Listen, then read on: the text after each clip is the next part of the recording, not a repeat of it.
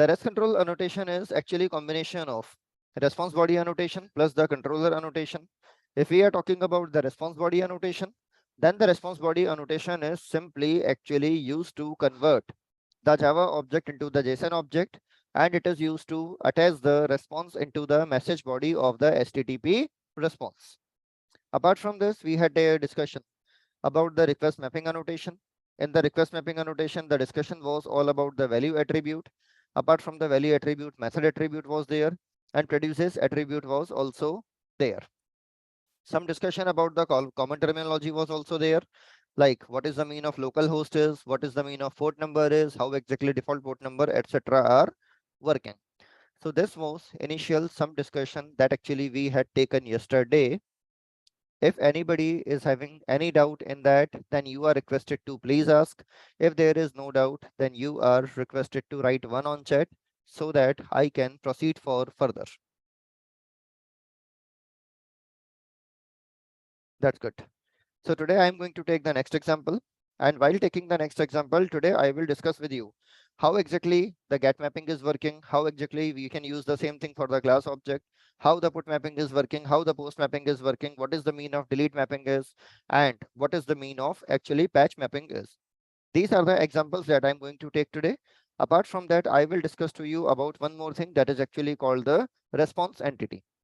After the response entity, we will talk about the exception handling. So this is what overall agenda of the day, what we are going to cover.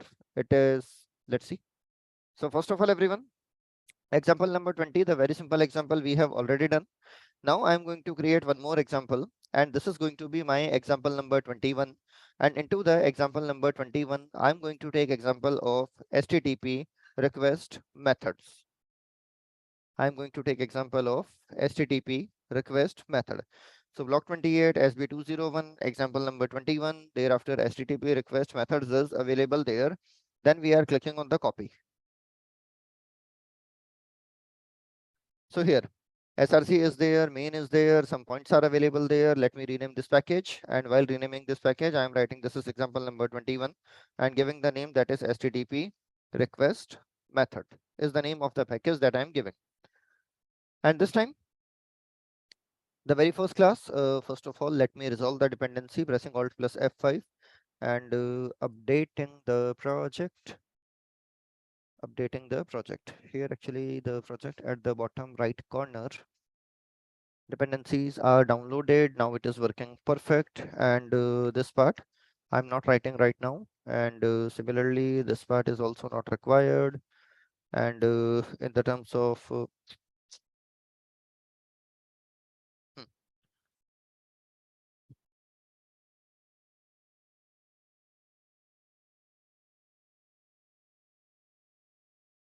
Then coming to the next controller. So for example, everyone, let's say I'm going to create a new type of controller, and to the new type of controller, let's say that I'm giving the name. The name that I'm providing is student controller. For the student controller, initially one student controller is available here, and just one annotation is available on that. The name of the annotation is actually called REST controller. Yesterday, we had taken a very simple example. In that very simple example, I was talking to you simple generating a response that is hello, good morning kind of response we have generated. Today, what I'm going to do, I'm going to show you how to do all that operation on the objects. And if I'm talking about how to do all that operations on the object, first of all, let me press Ctrl N. I wanted to create a class, and the name of the class I'm writing is student class. Right now, this is a plain old Java object that is a Pojo class. I'm not talking about any entity. I'm not talking about any other specific bean, etc. kind of words. In this simple class, first we are going to create one variable. The name of the variable we are writing is private integer role. Next thing that we are writing is going to be private string name. And the next thing that I'm going to write down is going to be private integer marks is again what exactly I am writing. Alt Shift S. Thereafter, I'm talking about generate constructor using field. And while talking about generate constructor using field, initially one constructor is generated from here. Thereafter, I'm talking about the next part, that is generate constructor from the superclass. So one default constructor is also generated from here. After this, I wanted to generate the getter setter method. Then definitely to generate the getter setter method, I'm clicking on generate button. And after clicking on generate button, then actually I'm going to click on generate method. ToString method, if you wanted to override, you can override. But right now, this is something that is actually not very much required. A student class is created. The student class is nothing but it's a plain old Java object class, or you can say that this is a simple Pojo class. Now I'm coming to student controller. After coming to student controller, initially I'm going to create a private. Then I'm talking about the list of student, and into the list of student, then I'm talking about the thing that is called the student list. So first we are creating the private list, and list is what exactly I'm importing. Thereafter, everyone, let's say that I'm talking about one method, and the name of the method that I'm writing is, let's say, public void init method. In the public void init method, the first thing that we are writing is this is going to be annotated with post construct. Did you remember post construct annotation? Did you remember post construct annotation? Yes, it is. If I'm talking about the post construct annotation, then in the post construct annotation, the very first thing I'm doing is I'm saying student list equal to new, and thereafter I'm talking about the array list. Then I'm going to add few elements in that. So for example, let's say that the first element that I'm writing is going to be, here it is going to be new student. Into the new student roll number, let's say I'm writing one. Name, let's say I'm writing ABC. And marks, for example, let's say that I'm writing is 94. Thereafter, we are talking about the student list.add. I'm writing here too. The name that I'm writing is BCD, and here marks I'm writing is, let's say, 90. Two elements. Similarly, I'm talking about adding the third element. The third element is CDE. Marks, let's say that I'm writing this is going to be 85 marks. Then again, I'm talking about the next scholar, DEF. For the next scholar, I'm talking about the marks. And marks this time, let's say that I'm writing this is 80 marks. After 80 marks, then one more scholar is available. Marks are actually just 72 marks. And then I'm talking about this is going to be the 4 number. This is going to be the 5 number. Final element I am also adding 6 number it is. And after the 6 number I am writing is going to be FGH. And thereafter I am writing that the value is going to be 65 is what exactly I am writing. So init method is available there just actually to verify whether the init method is called or not. Let's say that I'm talking about the system.out.println. Into the system.out.println, I'm writing, let's say that inside init method. This is what actually just one line that exactly I am writing. After writing this line, now I am creating one method. The name of the method that I am writing is, the name of the method is public. The method is having qualifier public. It is returning a list of student. And let's say that name of the method I'm writing is going to be get all students. After writing get all students here, let's say that I wanted to assign the mapping, and the mapping is going to be get mapping. And this time the mapping is going to be slash students. This time the mapping is going to be slash students, and nothing special I am doing. Just actually I am writing only one line, and the line that I'm writing is return student list. So this time, can I say that right now I am having 6 elements in the student list?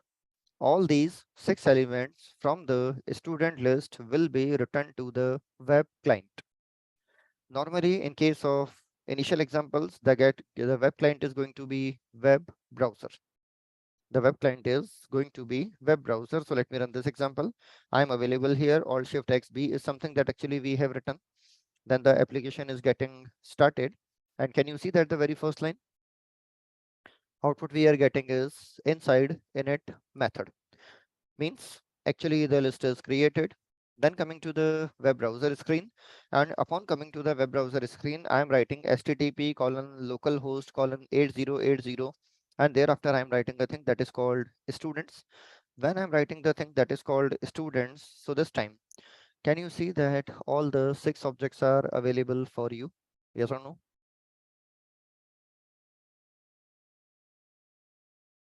Yes, it is.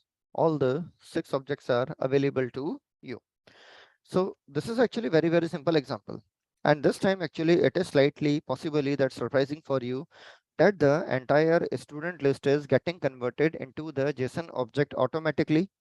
We have done nothing. We just actually created a method. The name of the method is called getAllStudent. If I'm talking about the URL of this method, then definitely the URL of this method is going to be http colon double slash then definitely 8080 student. And if I'm talking about the request type, then definitely the request type is going to be get. The request type is going to be get.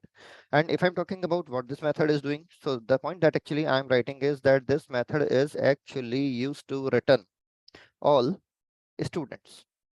This method is used to return all students, and output you have already seen that right now output is available for us.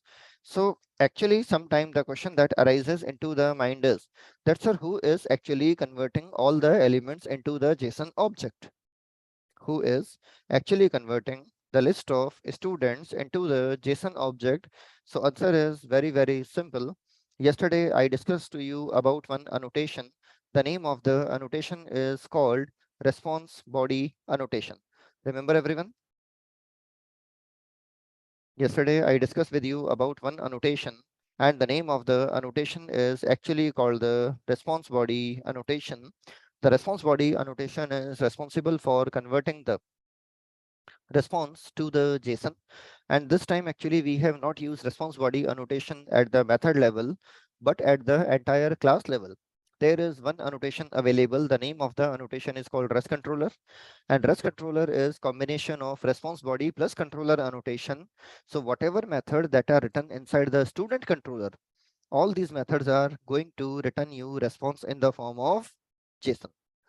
First part is clear. How this method is working, is that clear everybody? Yes, it is.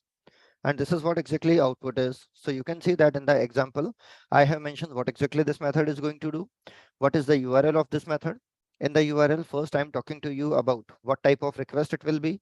Then definitely it is going to be a get request. Apart from the get request, then we are writing the URL pattern. And after the URL pattern, the output is also listed here.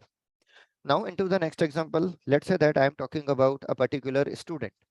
Let's say I'm talking about a particular student. Initially, I'm taking example. Let's say that I wanted to find out student whose roll number is 4. Initially, the first example, let's say that I'm creating one method. The qualifier for the method is going to be definitely public. Return type of the method is going to be student. Then I'm talking about the method, and the method is going to be, this is going to be get student by roll number.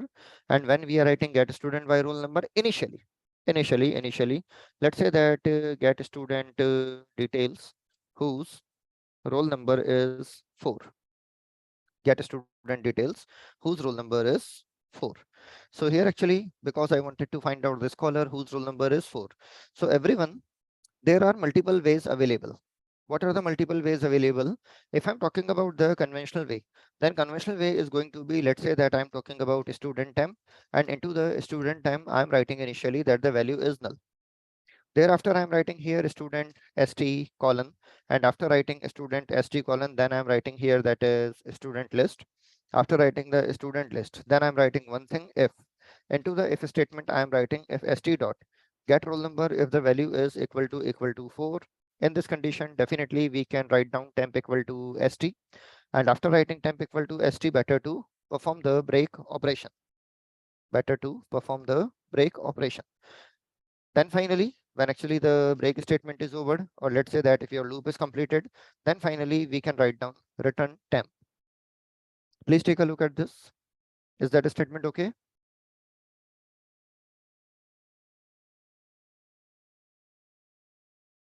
Everybody comfortable with this logic? Yes, it is. Okay. So this is actually the conventional way of writing the logic.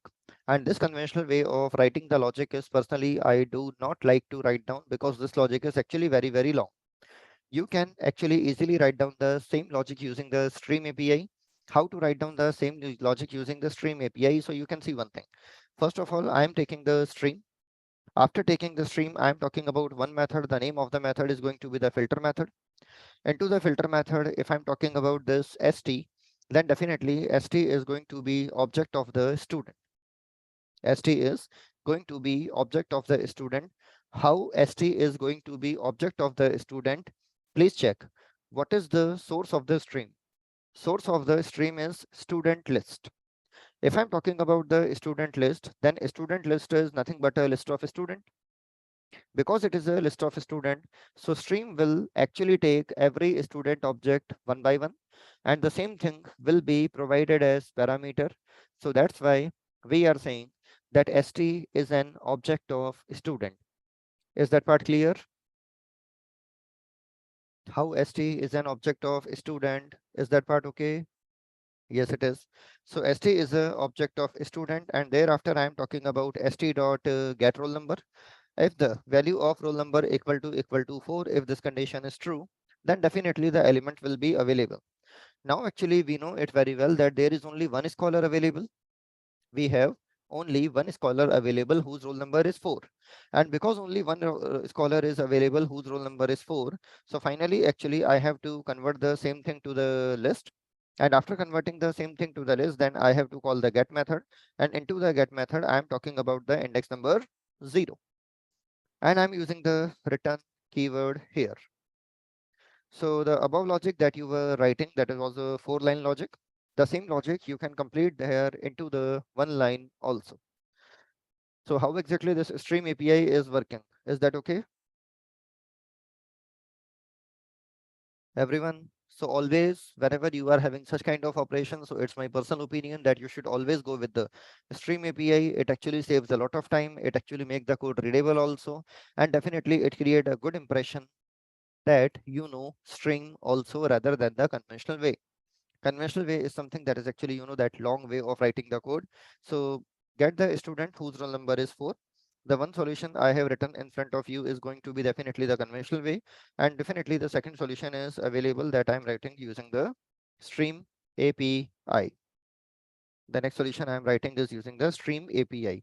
Right now actually I haven't specified the get mapping on this case, so definitely I'm writing here get mapping. Into the get mapping, here I am writing the pattern. Let's say that the pattern I am writing is just student. The pattern that I'm writing here is just student is what exactly I am writing. Let me come back to this URL, and definitely I have to restart the server. So let me stop this application. After stopping this application, Alt Shift X B. Again, I am restarting the application, and after restarting the application, then actually the application is getting started again. Coming to here, student, hitting enter. And after hitting enter, can you see that we are having detail of the scholar whose roll number is 4? Yes or no?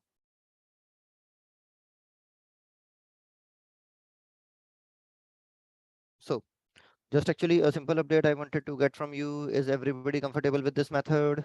If you are having any doubt, please ask. Then I will make some improvement. If it is okay, if it is okay, if it is okay, then write one on the chat. Remaining changes I am going to do shortly.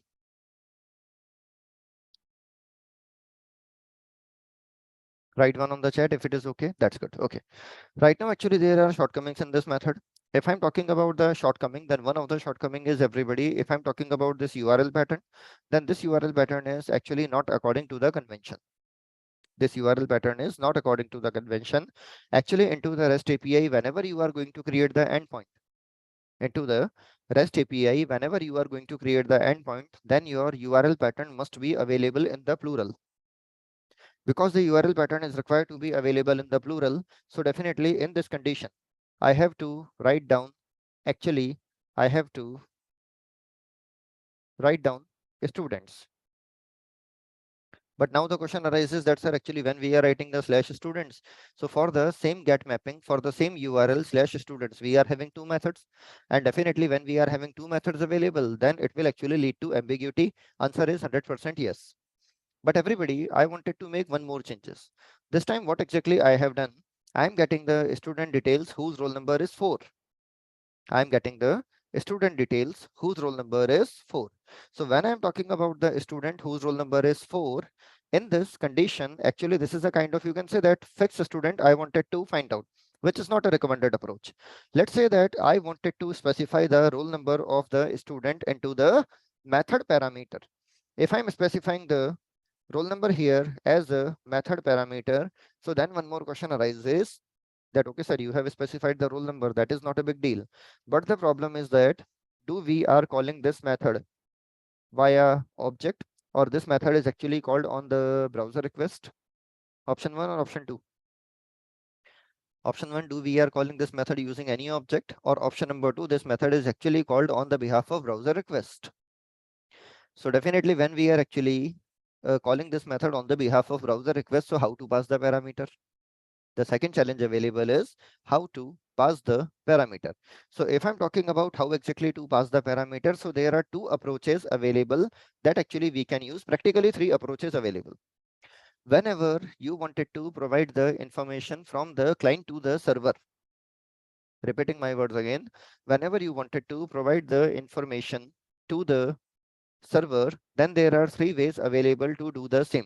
What are the three ways available to do the same to provide the information? The first is actually, so I'm writing that we can provide information to the server using following ways. First, actually, we can specify using URL parameters, or they are actually referred as the URI parameters. Second, actually, we can specify with the help of query string. I will take example of everything.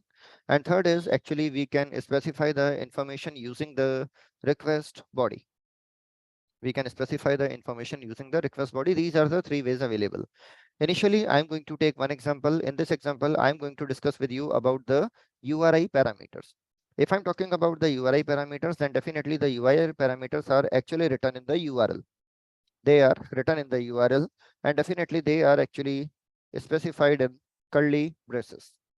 They are actually specified in curly braces. So within the curly braces, we have to mention the variable name. So how to write down this thing? So right now, actually, you can see that into the get mapping slash students is available.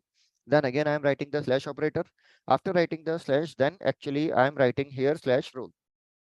I am writing here slash role.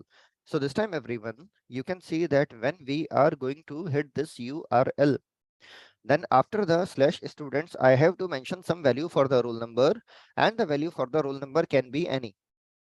Value for the roll number can be any. You may encounter one doubt that's actually into the URL. Whatever value we are writing, that value will be treated as a string. But if I'm talking about the parameter that we have mentioned here, that parameter is of integer type. So how exactly the string value will be converted into the integer type? So I will say you relax. Spring MVC will do this for you. Spring MVC will do this for you. Whatever be the type conversion required, it will be automatically handled.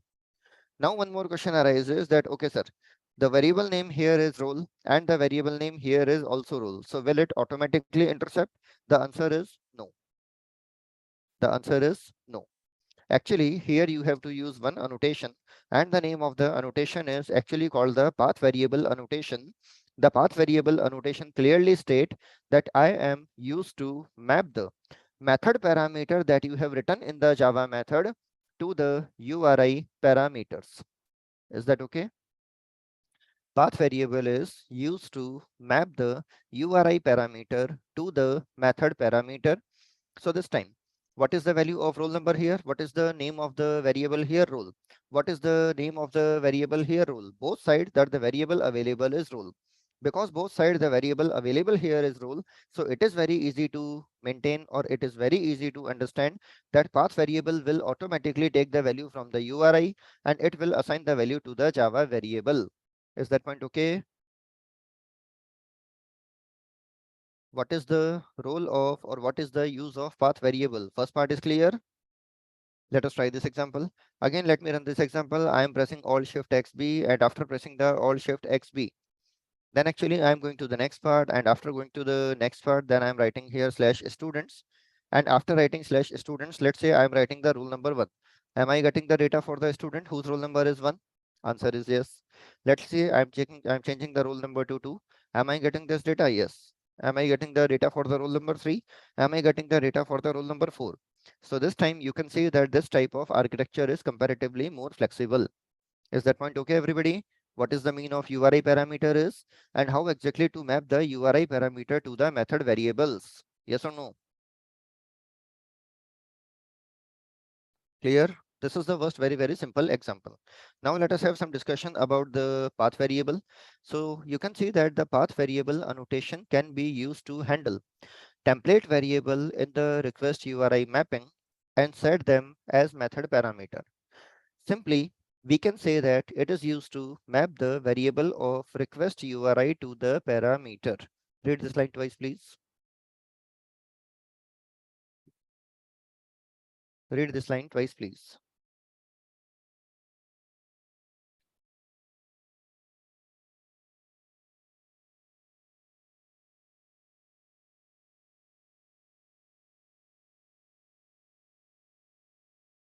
Have you done, everyone? Let us come to the next point. If the URI variable name and if the method parameter name both are same, then there is no problem. On the other hand, let's say that if the path variable name is different, then we can specify it in the arguments of the path variable annotation. If the path variable is different, then we can specify it in the argument of path variable annotation.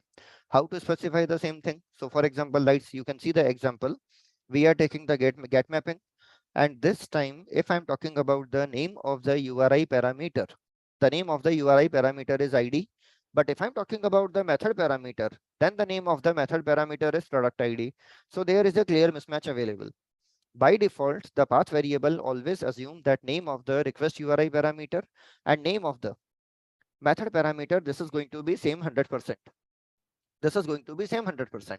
But let's say that if they are not same, then in this condition, you have to use value annotation, or you can write down the name of the path variable directly using the directly within the double quotation without any attribute. Without any attribute. So value annotation is actually, you can say that giving external mapping. The value annotation is actually used to give external mapping or explicitly specified mapping between the URI variable and the method parameter. So what is the use of value? Is that clear?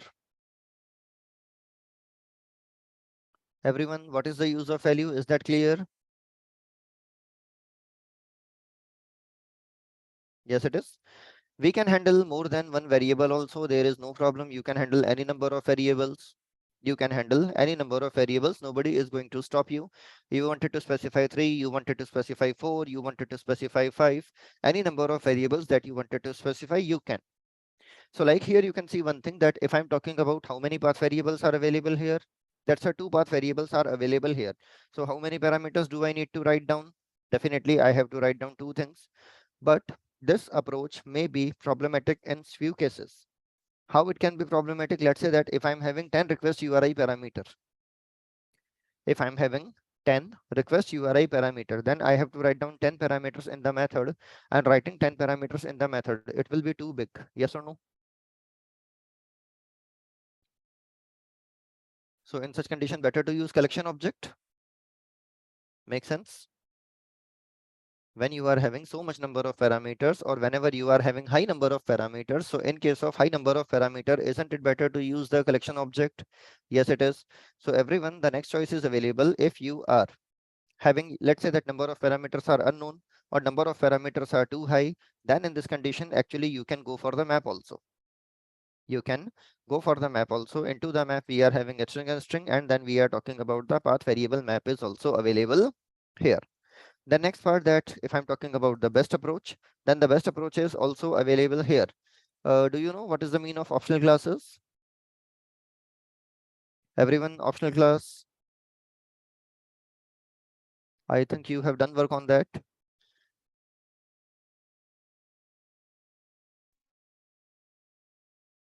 No. Well, optional class is a class that is used to contain a value which may or may not be null. Optional class is a class which is used to contain a value whose value may or may not be null. So if I'm talking about the optional class in Java 8, then directly I'm talking about the official documentation. And into the official documentation, you can see that optional class. It is a container object which may or may not contain a null value, which may or may not contain a null value. If I'm talking about the methods, then one of the method is available that is called the if present method. One of the method is available. That method is actually called the if present method. If present method return true if the value is available. On the other hand, if the value is not available, means it is containing null, then it is going to return false. This method is clear? Yes or no? Yes, it is. Similarly, everyone, if you wanted to get the value, then to get the value, there is one more method available. The name of the method is called the get method. The name of the method is called the get method. So first of all, using the if present, you can check if the value is available or not. If the value is available, then using the get method, you can take this value. Getting my point? Using the get method, you can take this value. Getting this?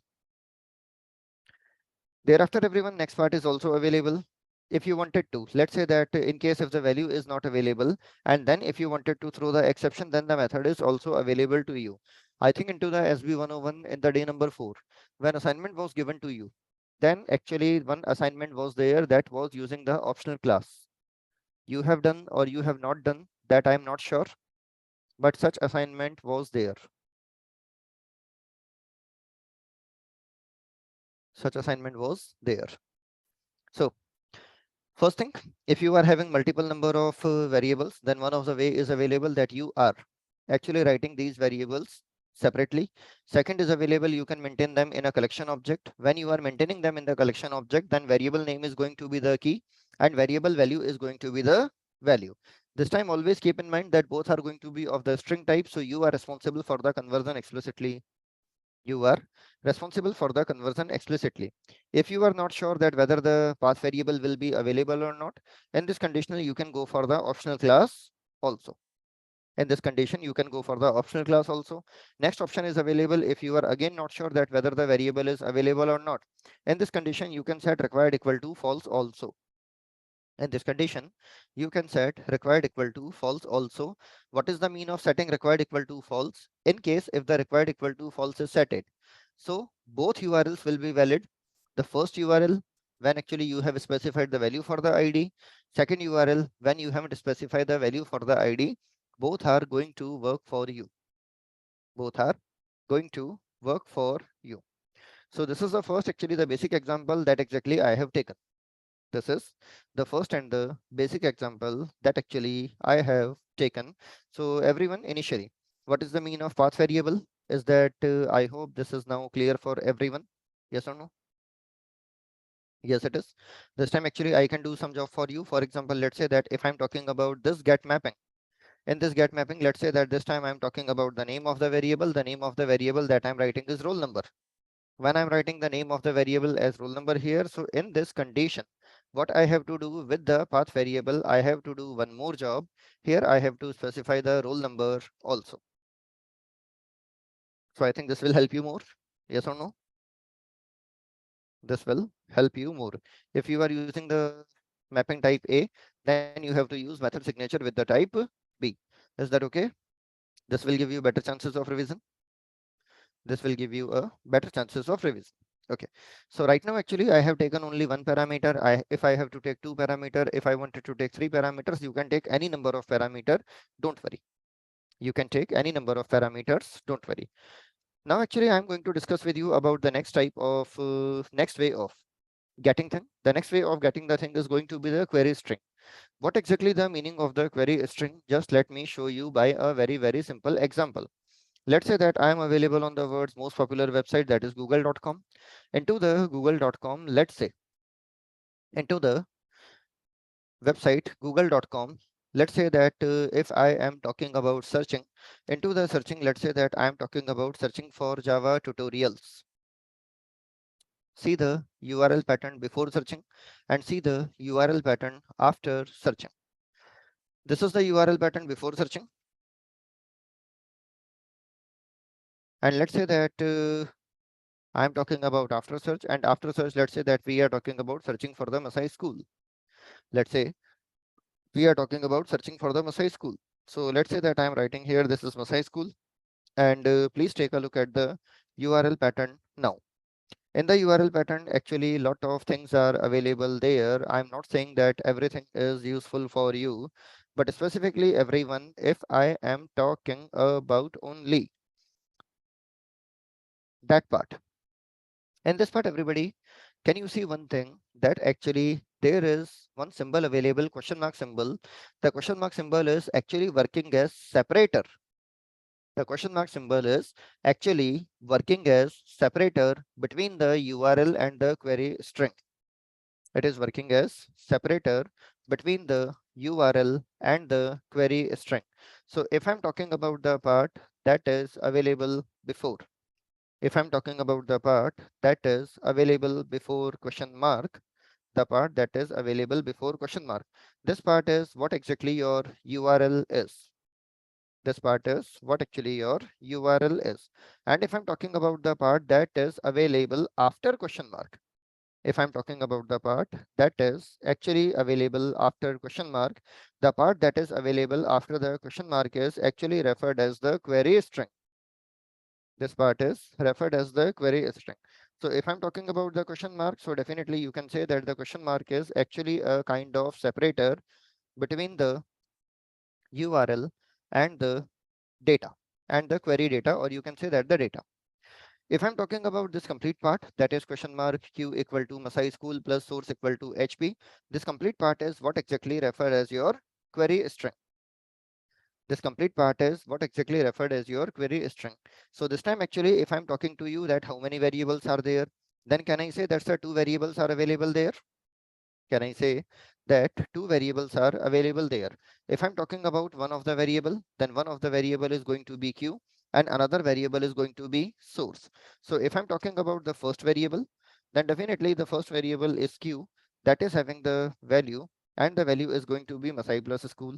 And if I'm talking about the second variable, then definitely the second variable is going to be source, and for the source the available value is going to be HP. Is that okay? Everyone, is that okay?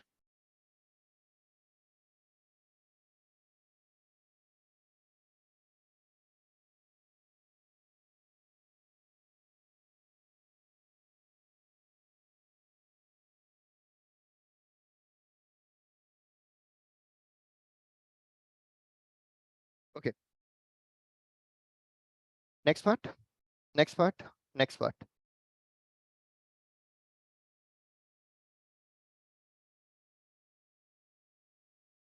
Just a second.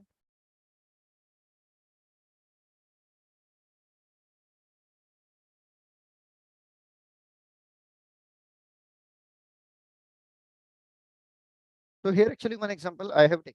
Now listen. What is the first way of passing the information? The first way of passing the information is where actually we can talk about the first part, and the first part that is actually called using the URI parameter. The first part is using the URI parameter. Second is also available. The second is available using the query string. Second is available, that is with the help of query string. Then I'm talking about the third way, request body. I will talk about the request body later, not immediately. I'm going to have a discussion with you. So if you wanted to read the value of the query string, then to read the value from the query string in the Java method, there is one more annotation available, and name of the annotation is actually called request param annotation. Now I am talking about the one more annotation, and the name of the one more annotation is actually called the request param annotation. The request param annotation is actually responsible for mapping the query string to Java variable. Shall I take one example? Shall I take one example? Yes, it is. So again, everybody, let's say that if I am talking about, again coming to get mapping, and after actually coming to the get mapping, then let's say that I'm going to create one more method, and I'm talking about one thing that is called the get mappings. Into the get mapping, I'm giving the slash, and let's say that I'm giving that is search by marks range. Let's say that I'm talking about the search by marks range is what URL pattern I'm creating. And then I'm talking about the method. This method is going to be a list of a student. Into the list of a student, then I'm talking about the one thing that is called get student list by marks. get student list by marks range. And if I'm talking about the get student list by marks range, in this condition, everyone, definitely into the URL pattern, the query string will be available for us. And this time I'm going to take one parameter. The name of the parameter that actually I'm writing here is request param annotation. Into the request param annotation, let's say that I'm talking about integer start. Again, we are talking about the request param annotation. Into the request param annotation, then I'm talking about one more thing that is called integer end. So these are the two things that actually I have mentioned here. Thereafter, everybody, again, the same thing I can do, just actually I need to make changes into the predicate. So the previous example I'm copying as it is. Then into the predicate, I'm writing if st.getMarks. This time I'm writing if st.getMarks is actually more than or equal to start. And if I'm talking about the st.getMarks, if the value is less than or equal to end, then in this condition, we have to return the value. Is that point clear, everyone? How this is working? Yes, it is. So let us try to hit this URL. What is this URL?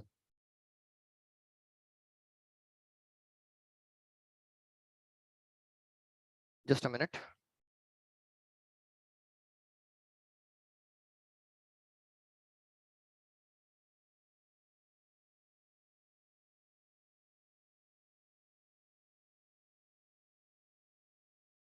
Okay. So going to the next part, everyone, I wanted to hit the URL. So first of all, let me again stop the application. And after stopping the application, I'm pressing Alt Shift X B. That is actually running in the form of a Spring Boot application. And after running the same thing in the form of a Spring Boot application, so the application is started. Lot of things are there. So I'm going to hit the URL, and the URL is actually going to be that is search student by marks range. Into the search student by marks range, I'm writing the question mark. Let's say that the value of start I'm writing is 75, and the value of variable and I'm writing is, let's say, 95, and I'm hitting enter. Please check. Am I getting all the scholars whose marks are between 75 to 95? Yes, it is. I'm getting all the scholars whose marks are between 75 to 95. Thereafter, everyone, let's say that I'm changing the marks range just to verify whether the logic is working perfectly or not. So I'm writing about the next thing. The next thing is 80 to 94. In case of 82 to 94, again, it is working perfect. In case of 82 to 90, again, it is working perfect. If I'm talking about 80 to 85, again, it is working perfect.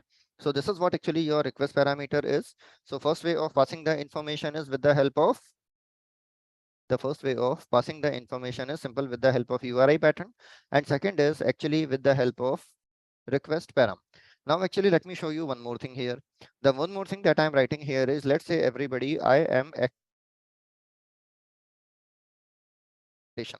let's say I am actually not writing the request param annotation. When actually we are not writing the request param annotation, so in such condition, let me hit the same URL again and see the impact. Is there any difference? Is there any difference? No. So can I say that use of request param annotation is optional?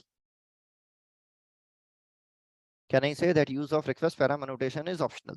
Yes, it is. Actually, always keep one thing in mind. Whenever actually we are calling a method based on the your browser request, or whenever we are actually hitting whenever actually the Spring container is calling a method on the behalf of web request. In case of the web request, how information can be provided? First, information can be provided using path variable. Second, how information can be provided? It can be provided using the request param.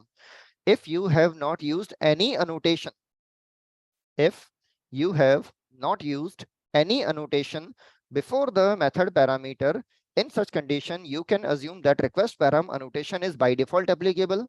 So if you are writing, then it is okay. If you are not writing, still it does not make any difference. Is that point okay? If you are writing the request param annotation, then it is okay. If you are not writing the request param annotation, still it is okay. So this is actually not going to make any difference. This is what actually pointer that actually I am going to write down. So both are same. How exactly you are going to write down? whether you are going to write down this thing or whether you are going to write down with annotation, whether you are going to write down without annotation. So both the things are perfectly okay. Both the things are okay.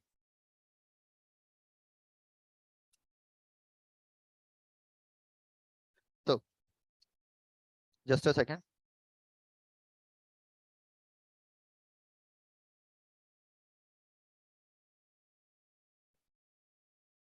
Now, actually, we are going to have a discussion about the approaches. What is the difference? So you can see that we are talking about the difference between the path variable and the request params. Path variable and the request params. First thing, the path variable actually extract the value from the URI path. So for example, let's say we are writing get mapping value equal to /student/role. The value of role is going to be 11. Path variable is extracting value from the URI path, and it is actually not encoded. What is the mean of not encoded? For example, let's say that somebody is passing the value AB plus C. Then the value AB plus C will be provided to you as it is without URL encoding. The value will be provided to you without URL encoding. On the other hand, if you are using the request param, in case of request param, whatever value that you are going to get, that value actually will be encoded by the URL. What is the mean of encoding is just try to understand.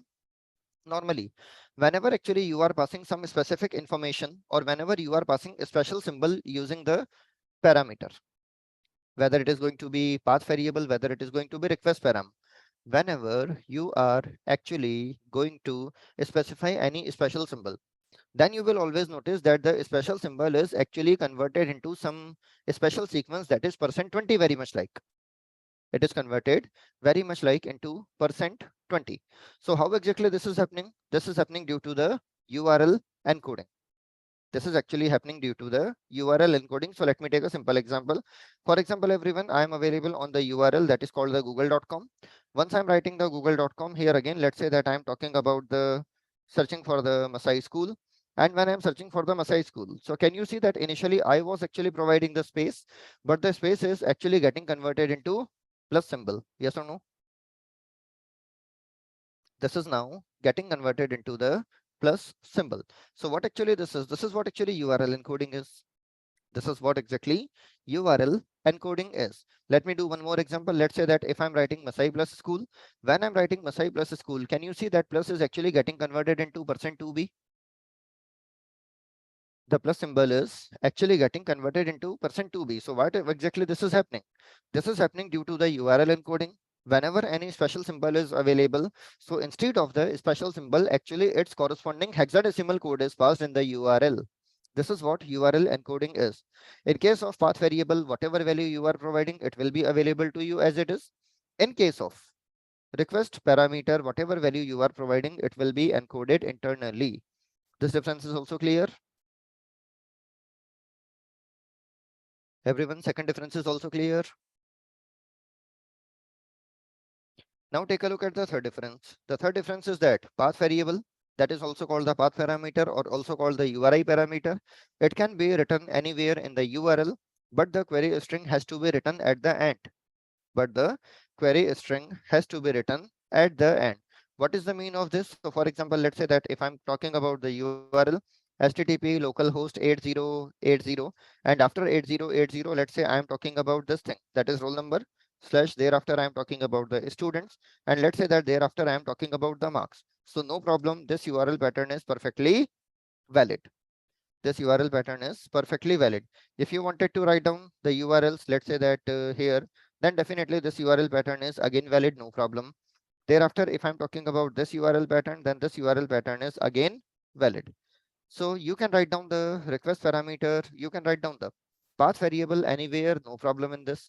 But on the other hand, everyone, if I am talking about the request parameter or the query string, then always keep in mind that the query string has to be written at the end.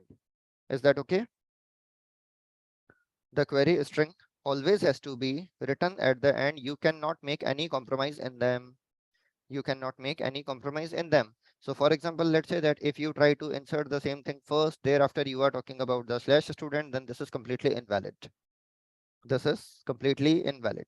Second thing, definitely use of @path variable annotation is compulsory.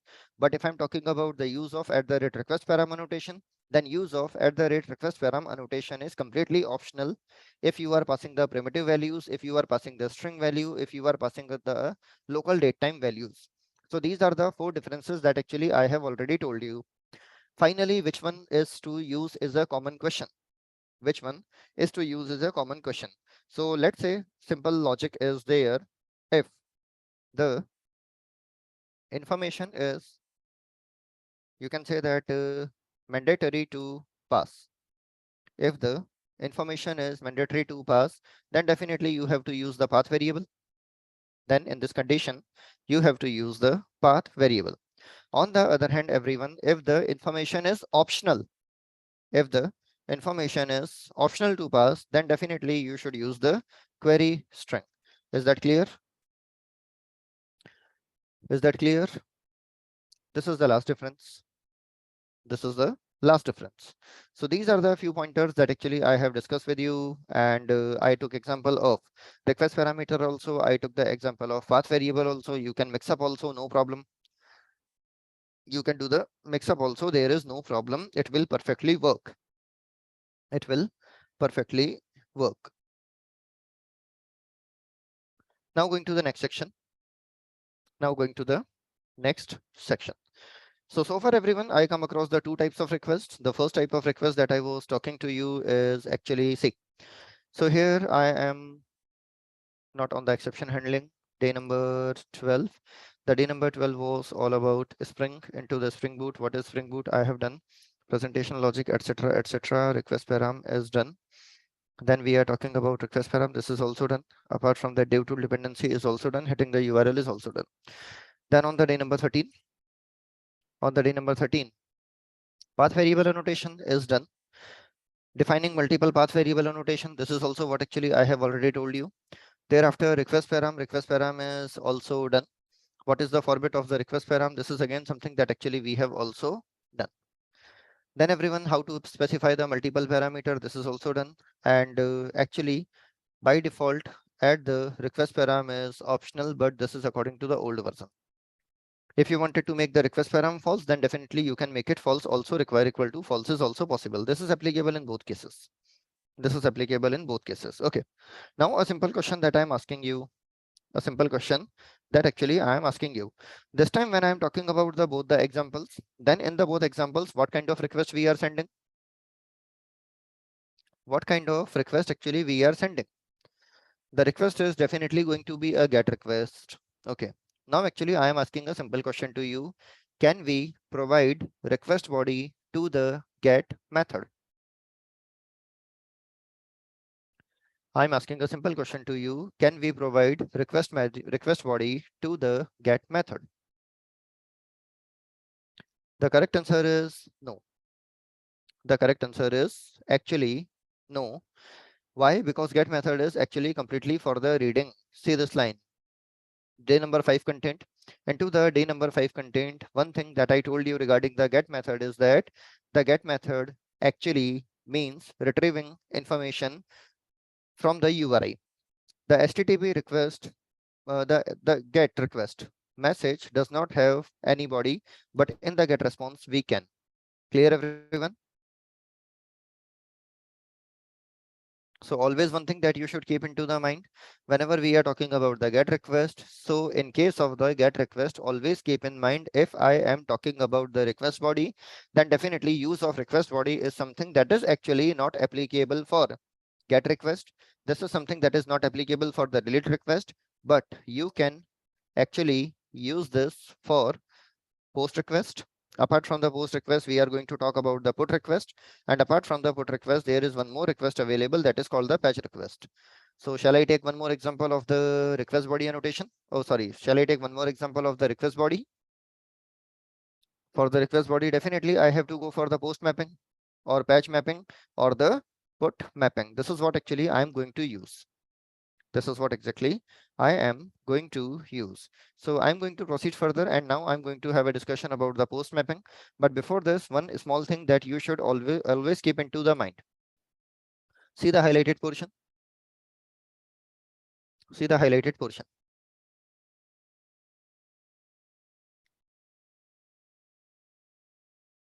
Can you see that whenever I'm talking about the reading operation, then I have to use the get request? Yes or no? Whenever I'm talking about reading the information, then I have to use the get request. Is that point okay?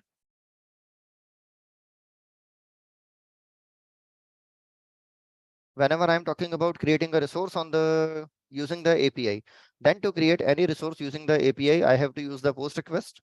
What is the mean of creating the resource? For example, let's say that I wanted to register a student. For example, let's say that I wanted to upload some document. For example, let's say that I wanted to create an entity. For example, let's say that I wanted to make an entry into the database.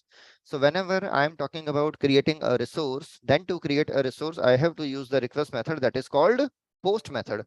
Is that point okay?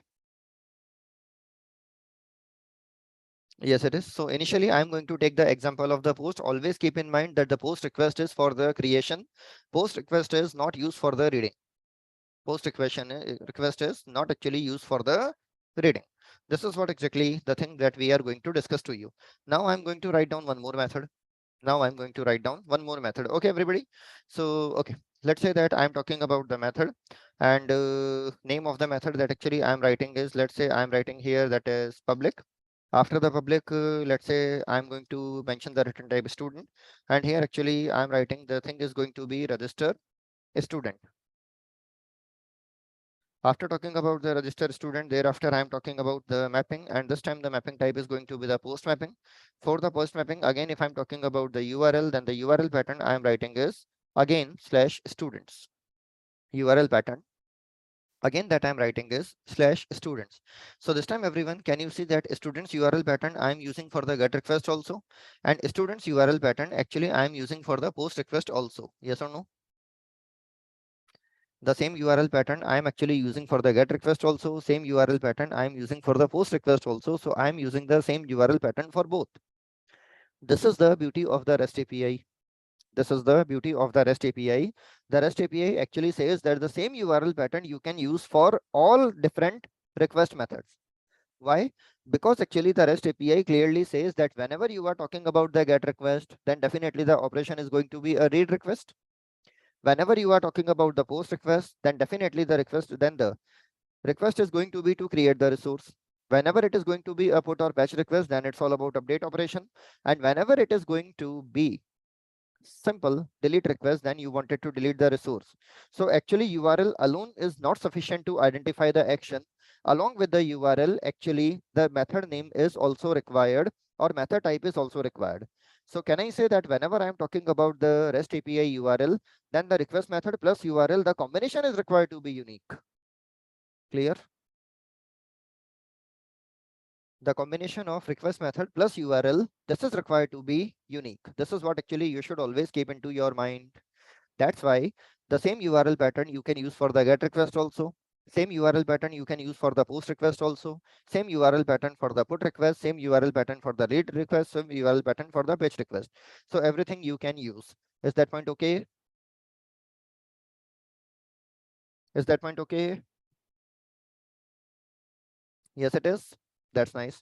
So everyone, this time I'm talking about the post request, and when I'm talking about the post request, then definitely whatever information I wanted to save about the student, that information must be available as a parameter. Yes or no? Whatever information we wanted to provide as parameter, definitely that information should be available. Yes or no? Yes, definitely this information should be available. So right now, everybody, this information will be available to me with the help of request body. This information will be available to me with the help of request body. So initially, actually, I am doing nothing. Initially, just actually for the sake of checking whether everything is working or not. I just wanted to print the information about the ST. I just actually wanted to provide the information about the ST. And when I'm talking about printing the information about the ST, so we are talking about st.get roll number plus get name plus definitely I'm talking about the thing that is called the get marks. Thereafter, finally, let's say that I'm talking about the return. Into the return, I'm writing here new. After new, I'm writing a student. See, right now, no addition operation I am talking to you. Just actually, I am going to tell you how to pass the information for the post. Here actually comes one more catch. When you want using the browser, you can actually send two types of request. Using the web browser, you can send two types of request. The first type of request is referred as the GET request that we have already demonstrated. The second type of request that you can send is called the POST request. But to send the POST request using the web browser, we have to create a web form. We have to create a web form. Into the web form, we have to fill the data. Thereafter, when we are clicking on the submit button, then POST request can be created. POST request can be created. So if I am going to create a form, then this is very much like I am not creating a B2B application. This is all about very much like creating a B2C application. Getting my point? Yes, it is. So apart from the web browser, there is one very popular tool available. The name of this very popular tool is actually referred as Postman. Name of this very popular tool is actually referred as Postman. The Postman is a tool that allow you to generate all type of request. You can say that it is a kind of non-browser web client. It is a kind of non-browser web client. Can you see there is option available to select the request, whether we wanted to have get request, post request, put request, patch request, delete request. All type of requests you can specify here. So what I'm doing, initially I'm selecting the request type. The request type is going to be, let's say that the post request. The request type that I'm selecting is, let's say initially I'm taking example, this is going to be the get request initially. When I'm talking about the get request here and I wanted to hit the URL pattern, the URL pattern initially that I wanted to hit is /student. So this is the URL pattern I have collected. Then this URL pattern I am writing here, clicking on the send button. After clicking on the send button, can you simply see one thing, that all the records are displayed here in the output window? Yes or no? Simple get request it is. Yes, it is. If you wanted to find them in the raw format, this is also possible. If you wanted to find them in the different font, that is Arial, this is also possible. And this is what output of pretty is. This is what output of pretty is. Similarly, let's say that after the students, I am writing the roll number 4. When I'm talking about the roll number 4, clicking on the button, then can you see that the value of roll number is 4, value of name is DEF, and the value of marks is 80? Yes or no? Clear it is. So the URL pattern is actually working perfectly. The URL pattern is working perfectly. Similarly, if I'm talking about the next URL that I was talking to you, well, I forgot to write down the URL pattern, etc. Just a second, I'm adding these examples also. So this method is used to return actually student by roll number. Thereafter, if I'm talking about the URL pattern, then definitely the request type is going to be get. Then actually /students is going to be there. And definitely thereafter, I'm going to be whatever be the value that I wanted to specify, I have to specify. It can be 4, it can be 10, it can be any roll number that actually you can specify. Output is already available for us.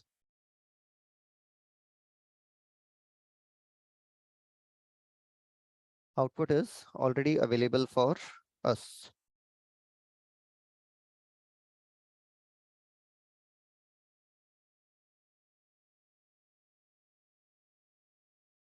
So that will be roll number name. This is the output available. And this output is actually available for URL pattern, this one. Okay. This will actually help you to understand the things in a better manner. That's why I am adding them. So when I'm writing that this method is to find students for a marks range. And if I'm talking about the URL, then request question mark, then I have to specify the value for the start. Let's say that the value for the start I'm writing is 75. Then I'm talking about the value for the end, and the value for the end that I'm writing is 87. So hitting enter, and you can see that all the data is available here. Sorry, mistake. Now this is better. Now this is better.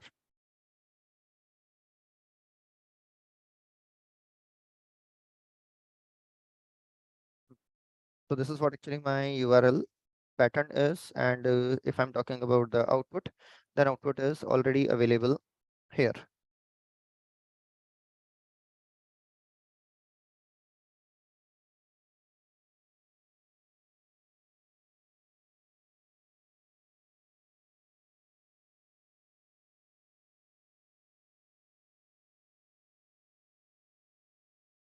Yeah, so complete output is actually provided here.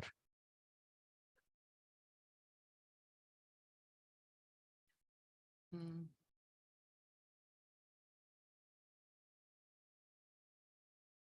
This method is going to be get.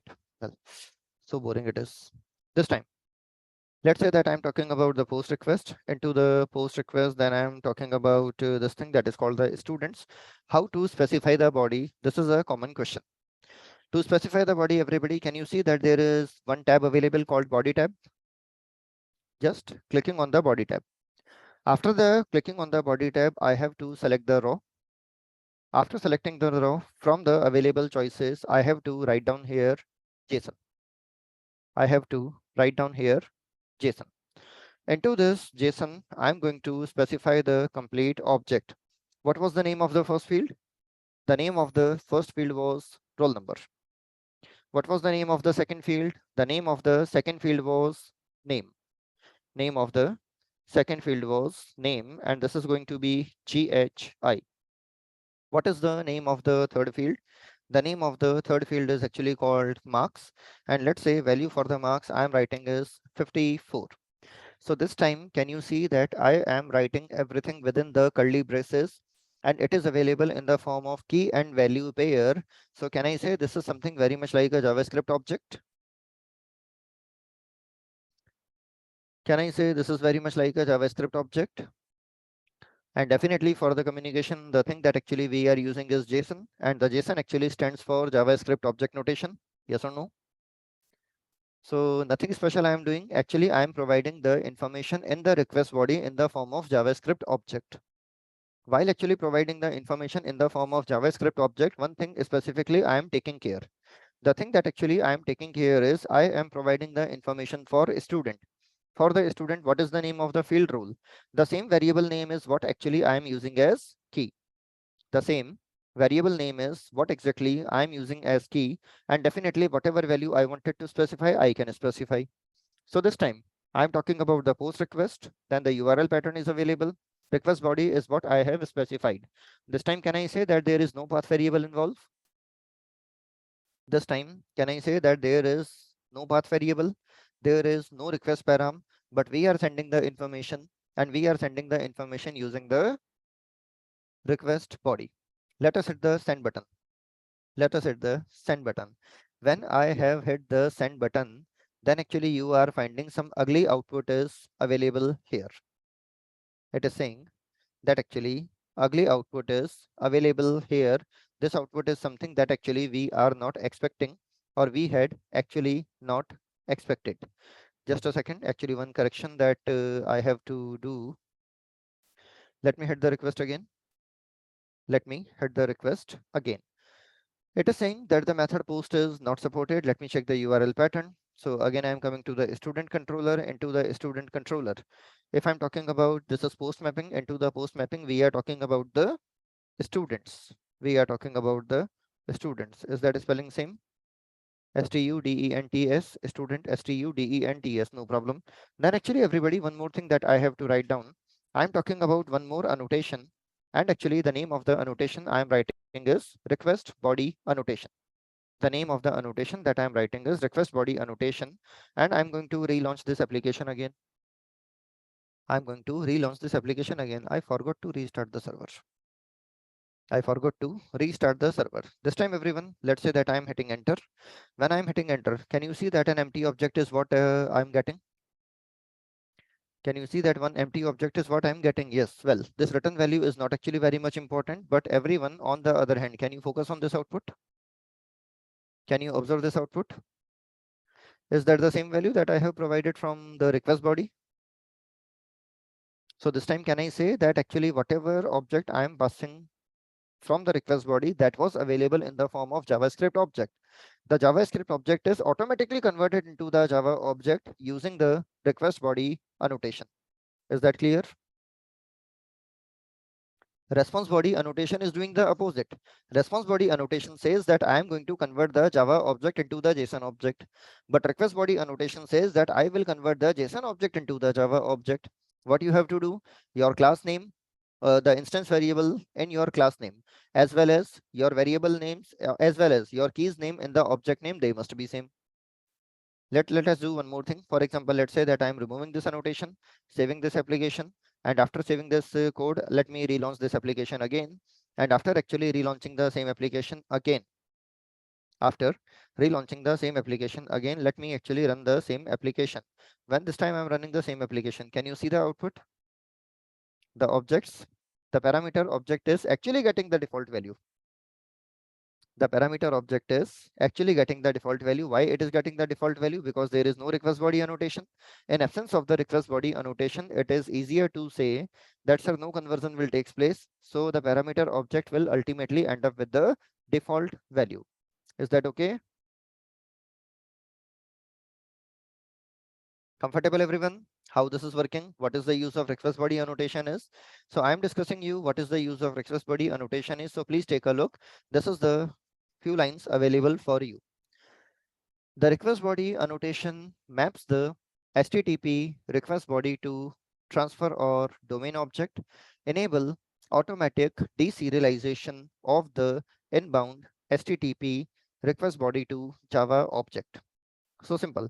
Conversion of JSON object to Java object is actually done by the request body annotation. Second thing, Spring automatically deserializes the JSON into Java type, assuming an appropriate one is specified. Line number 12. By default, the type we annotate with the @request body annotation must corresponding to JSON sent from our client side controller. So lump sum same thing is available that actually I have already told to you. Same thing is available that I have already told to you. So this line is actually just for the debugging. This is for just for the checking. Just for checking if the same information check, just to check if the parameter is taking information from request body. If the parameter is actually taking the information from the request body. Okay, so post mapping is available, slash students is available, register is available here. What should I do? I wanted to add the student. So if I wanted to add the student, then simple job I'm doing is I'm writing a student list dot add method I'm calling. Into the add method, I'm just passing the st. And same object you can return also. Same object you can return from here also. If you wanted to send a string message that is student added successfully, then definitely you can send the message also. You can send the message also. Is that point okay, everybody? So this method is to send the student, this method is to add the student object. And if I'm talking about the URL pattern, then definitely the URL pattern is going to be post. And this time actually what we have to write down, the system we have to write down is going to be http:// localhost, then the students is there. And what information actually I'm going to pass? So the information that I'm passing here, let's say that I'm taking the same information in the row format, and the same information I'm going to write down here just with some minor changes. This is 7 number, and I'm writing this is going to be GHI, and the value for marks, let's say that I'm writing is 65. Value for the marks that actually I'm writing is 65. And if I'm talking about the output in this condition, then definitely the output in this condition is going to be, then in this condition, output is going to be student added successfully. Let me just once demonstrate if it is working or not. Let me actually once rerun this example. So let me run this application again. After running this application again, then actually I'm coming here. After coming here, students is there. So roll number 7, GHI 54, the same data I am passing, hitting on the send button. Can you see the output? Can you see the output?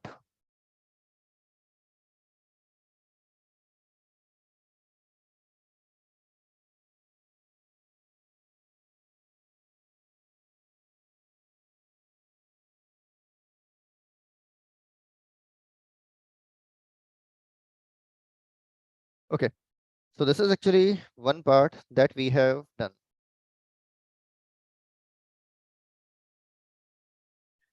So post request, what is the use of post request? Definitely the post request is always used to do the same job. And everyone, here actually one more facility is available to you. So one scholar is saying that, sir, what if I am passing roll number later? I am passing the name first. So for example, I am writing HIJ, value of the roll number, I am writing 8, and then I am writing here the thing that is going to be 65. Let's see if it is working or not. No problem. No problem. It will 100% work. It doesn't make any difference. Let's say that again, I am going to the get request, clicking on the send button. So see the last object. Is it okay? So order doesn't matter. Automatically it will map. The key name is going to be mapped to instance variable name. The key name is going to be mapped to the instance variable name. So post request is always responsible for creating a resource. The post request is always responsible for creating a resource. Let me talk about the further request. If I'm talking about the further request, then into the further request, I'm going to discuss to you about the put request. Apart from the put request, I will discuss to you about the patch request. So first thing, put and patch. Both are actually used to modify the resource. Put and patch, both are actually used to modify the resource, but there is a major difference available. What exactly the major difference is available? If I'm talking about the put, then put request is used to perform the major changes. What is the mean of major changes is, for example, let's say that you are having an employee object. Into the employee object, let's say that 20 fields are available. Out of the 20 fields, let's say that you wanted to provide the, or you wanted to update the value of some 15 to 20 fields. Then in this condition, it will be good to go for the put request. In this condition, it will be good to go to the put request. But on the other hand, let's say that out of the 20 information, you just wanted to update 1 or 2 information. So if you wanted to update just 1 or 2 information in this condition, you can simply go for the patch request. Is that clear? If it is major update, go for the put request. If it is minor update, go for the patch request. Is that okay? This is the key difference. This is the key difference.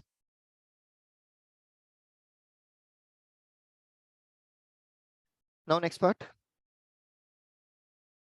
Now next part. There are few more differences available. So all these pointers are already written for you. And here you can see difference between put and patch. Put is method for modifying resources where clients send the data that update the entire resource. That update the entire resource. Patch is a method of modifying resource where the client send partial data that is to be updated without modifying the entire data. First point is same. Is the first point same? That put is for major update, patch is for minor update, yes or no? Second number point, in the put request, the enclosed entity is considered to be modified version of the resource that is stored in the original server, and the client is requesting that the stored version to be replaced with the new version. But in case of patch request, the enclosed entity contains a set of instructions describing how a resource currently residing in the original server should be modified to produce a new version. Same logic. Third thing, HTTP request is supposed to be idempotent. Well, do you understand what is the meaning of idempotent is? Do you understand what is the meaning of idempotent is? Okay. Just actually do a simple job. Just actually do a simple job. Multiply 1 with 0. Multiply 1 with 0. What will be the result? 0. Now again multiply 0 with 0. What will be the result? 0. Again multiply the result with 0. What will be the result? 0. So whether I am multiplying a number with 0 for the one time or whether I am multiplying a number with 0 to 10 times, can I say that the result is going to be same?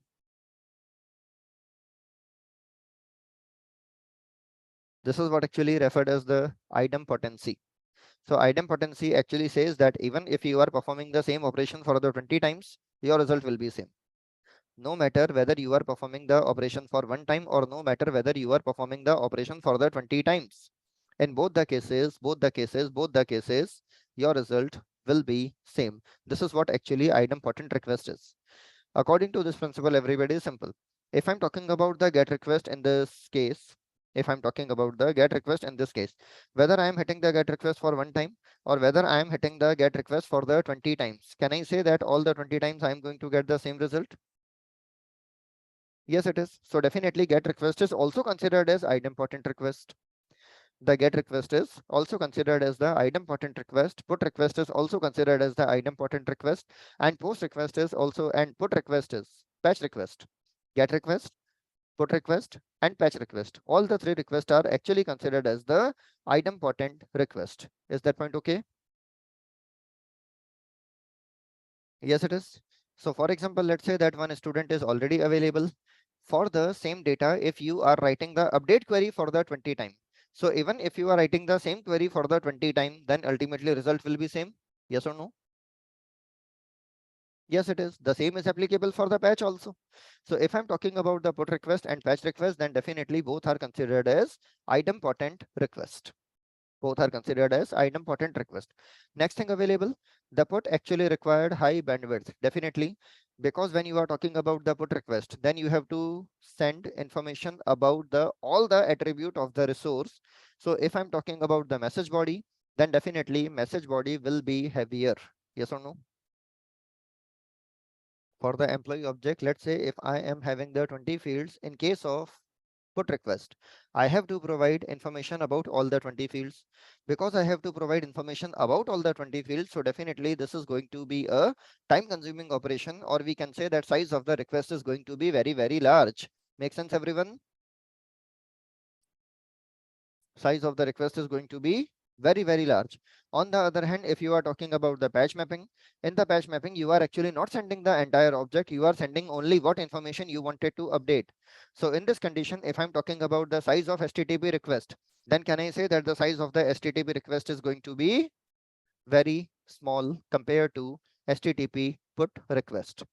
That's why the put request actually require high bandwidth. But if I'm talking about the patch request, then definitely the patch request actually require very, very less bandwidth. Is that point okay? Comfortable, everyone? What is the difference between put and patch mapping is? This is again one of the interview question that is very commonly asked. This is again one of the commonly asked interview question. So initially, everybody, what is the mean of put is, what is the mean of patch is? This is something that actually I have taken for you. Then I'm going to take the example of put mapping also. I'm going to take the example of patch mapping also. Then I will take the example of delete mapping also. Okay, simple question. If I'm talking about the delete mapping, is delete mapping going to be idempotent?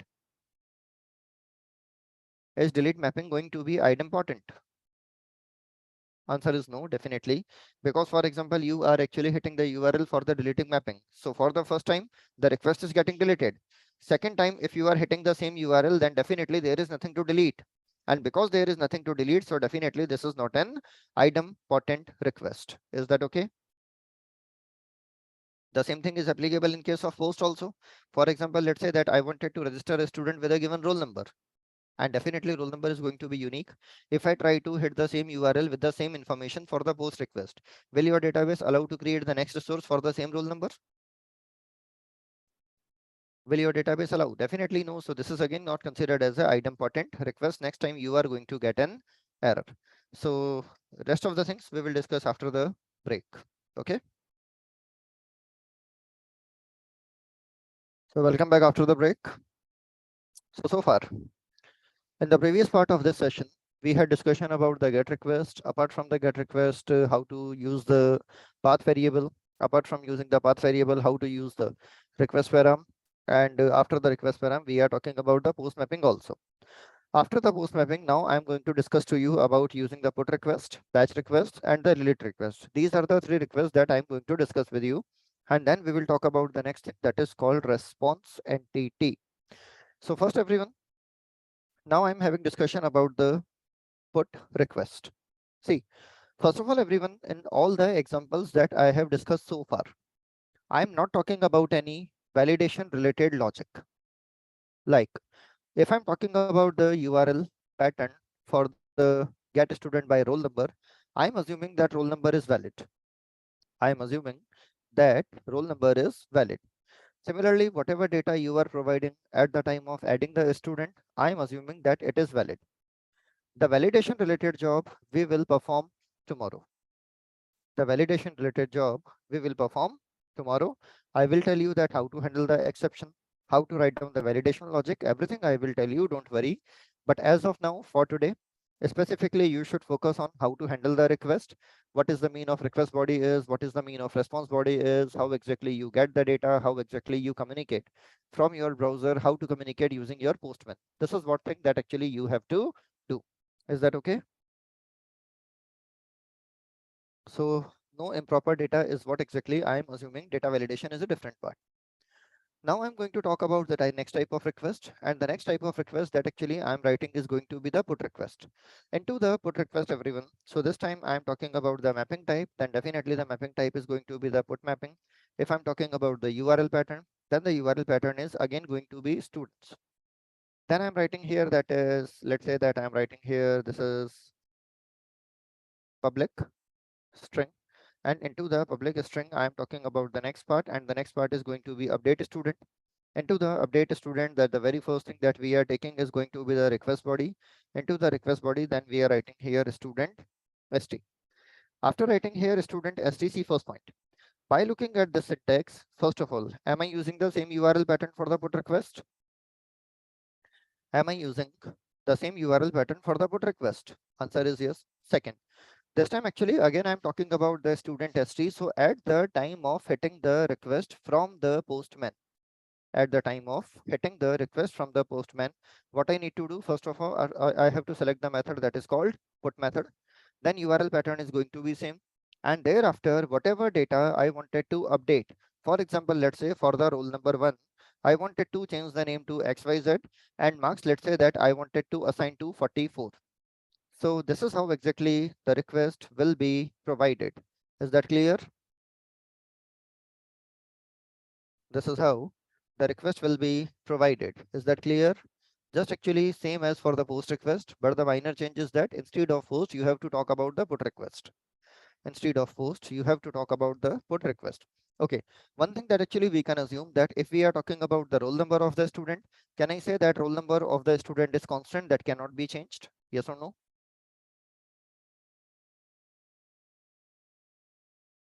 Please be participative on the chat. Can I say that the roll number of the student is constant, that is not supposed to be changed? So on the behalf of roll number, other things can be changed. So I'm saying that this will change the details of the student on the behalf of roll number. This will change the detail of student on the behalf of roll number. And if I'm talking about the URL pattern, then definitely the request type is going to be put. Apart from the request type is going to be put, it is going to be http colon double slash. Thereafter, we are talking about localhost. Then we are talking about 8080. And after the 80, I am talking about the thing that is called the students. Then definitely we have to provide some body also. So let's say that the same body actually I am taking from here, and the body I am mentioning here. So roll number I'm mentioning 1, then name I'm mentioning, thereafter marks I'm mentioning, and after mentioning the marks, this is one more thing that actually we are providing here. So roll number is there, name is there, XYZ is there, marks is there, put mapping is there, students is there. First of all, everyone, definitely what I need to do, I need to search a student by. First of all, I need to actually search a student by roll number. So if I wanted to search a student by roll number, then this is very easy to search for me. This is very easy to search for me. Can I say that the logic is already available? Can I say that the logic is already available? Yes or no? Just actually minor thing that I need to write down here is this one. Please check.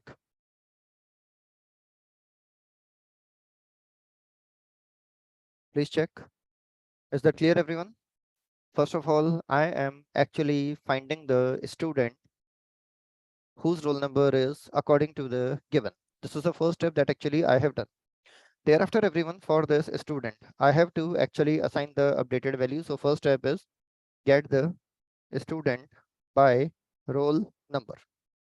Second thing that actually we are writing is, the next thing is that update the student roll number, update the student by, update the student details. If I'm talking about the student detail, then definitely I have to write down that let's say that set name. Into the set name I'm writing, this is going to be st dot get name. Similar to that, next thing that actually I'm going to do is student dot I'm talking about the set marks. Into the set marks, then I'm talking about that is st dot get marks. Is that okay? Is that okay? Yes, it is. So update the student detail is the next part that actually I have done.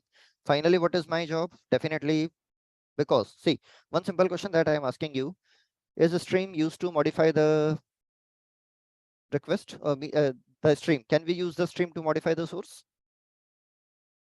Can we use stream to modify the source? Answer is definitely no. Answer is definitely no. And finally, everyone, I am writing the detail. The detail that I'm writing is that student updated successfully is what actually I am writing. Student updated successfully is what exactly I am writing. So let me actually try to execute this example. So initially, everyone, see, I'm going to execute this example slightly in style. Let me run this in the form of a Spring Boot application. Okay, when I'm running this in the form of a Spring Boot application, then initially let's say that I'm talking about the student whose ID is 1. So initially, please take a look. I'm hitting the get request. Into the get request, I'm talking about the URL pattern student/1. Thereafter, I'm clicking on the send button. So this time, first point. This time, first point. Just actually for the sake of verification, how exactly the output is working. Into the output, first thing we are writing is get. Into the get, we are writing localhost 8080/student/1. And when I am hitting this one, then if I'm talking about the output, then output is going to be this one. Is that clear? Output is going to be this one. Is that clear? Now, let me hit the next type of request. The next request that I'm hitting is the put request. Into the put request, this time again I'm going to raw, I'm going to JSON. After going into the JSON, then first thing I'm talking about the roll number. For the roll number, I'm passing the value that is 1. Name this time I'm changing to the next person that is called the XYZ. And thereafter I'm talking about, let's say, marks also, and marks, let's say that we wanted to assign that is 99. Let me actually just hit that. And when I'm hitting that, I'm getting the message that is student added successfully. Student updated successfully is the message that actually I am getting. So here, everyone, this is going to be the put request. Into the put request, then we are writing here students, and request body is also available here. So let me actually add this request body 1, 2, 3, and 4. Output is also available here. Now again, I wanted to actually check that yes, is that actually modified? So if I wanted to check if is that exactly modified, again I'm going to hit the get request, and again I'm passing the same URL pattern, and then let me hit on the send button. Now take a look at the output. Can you verify, or can you say yes, the data is actually getting modified? Yes or no? Is that okay, everybody? How the put method is working? Yes, it is. So the same sequence is what actually you have to repeat. The same sequence is what exactly you have to repeat.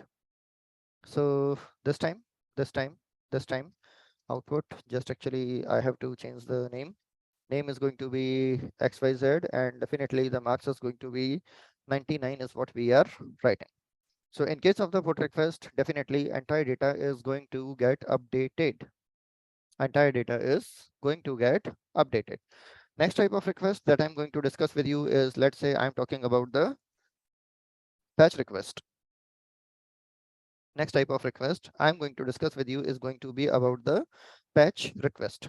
Okay, into the patch request, what exactly I'm doing this time? Into the URL, I have to select the patch http://localhost:8080/students/. This time, whatever student you wanted to update, you have to specify its roll number. Apart from specifying its roll number, actually you have to specify the detail that actually you wanted to update. The detail that actually you wanted to update, such that into the detail possibly one can specify both details also. One can specify a single detail also. One can specify both details also, or one can specify a single detail also. Anything one person can specify. Is that point okay, everybody? This time, if I'm talking about the content of the request body, then the content of the request body is not fixed. The user can specify two fields to update. User can specify one field to update. User can actually specify any number of fields to update. Is that okay?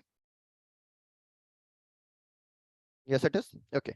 So that URL I'm going to specify, and this time for this thing, what I need to use? Option number one, path variable. Option number two, request param. To get the value of this, what I need to use? Option number one, I have to use path variable. Option number two, I have to use request param. Please update your responses.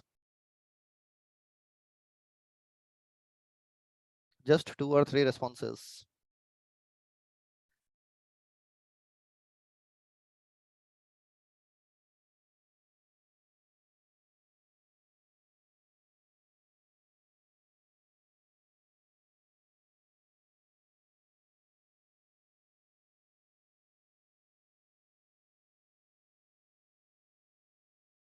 So name of the method. First of all, the type of matching that I wanted to apply is going to be definitely the patch mapping. Into the patch mapping, if I'm talking about the URL pattern is going to be students. Then I'm writing one thing here. The thing that I'm writing is public string. And let's say that I'm talking about the update student details is what I'm writing. The first thing that actually I need to write down is going to be definitely the path variable. Into the path variable, let's say that this time I'm writing here role. This time I'm writing here role, and here actually name of the variable that I am writing is going to be, let's say, roll number. Is that syntax okay, everyone? Is that syntax okay? This time, see, what is the name of the URI parameter? The name of the URI parameter is role. Name of the URI parameter is role. And what is the name of method parameter? The name of the method parameter is roll number. By default, path variable is used to map URI variable to method variable that are having same name. Remember? But if URI variable and the method variable, they are having different names, then in this condition, you have to specify URI variable name here, either using the value attribute, or you can write down the same directly also. You can write down the same directly also. Is that clear? Yes, it is. Okay. Then if I'm talking about the second parameter, into the second parameter, let's say that I'm talking to you about the request body annotation. When I'm talking about the request body annotation, then actually I am slightly in the trouble. What exactly trouble I am having? I am not actually very much confirmed that what will be the structure of the request body will be. Means my request body can contain name and marks both. My request body can contain name only, or the request body can contain marks only. So in this condition, everyone, is it good to populate the object of a student? Is it good to populate the object of a student? Answer is definitely no. So the better solution is available to you, that actually you can use a map. The better solution is available to you. The better solution is that actually you can use a map. And to the map, the first thing is available string. Second thing available is string. So this time, can I say that whatever be the key and value you are going to pass, they will be stored into the map, such that into this map, the key is also going to be of a string type, and the value is also going to be of the string type. Make sense? Value is also going to be string type, and key and value both are going to be string type. This is how exactly the thing is going to work. Okay, first of all, definitely again I wanted to find out the information on the behalf of roll number. Answer is yes. Do I need to find out information on the behalf of roll number? Answer is yes. Student equal to student plus dot stream. Okay, first information is available to us, no problem, this is working perfectly. Okay, then talking about the next part, into this, I wanted to update the thing. So I'm writing that code to update the name. So if I'm writing code to update the name, then the very first thing that I wanted to write down is if map dot, then I'm talking about the get method. Into the get method, then I'm talking about, let's say, if it is containing the key name. So can I say this logic is okay?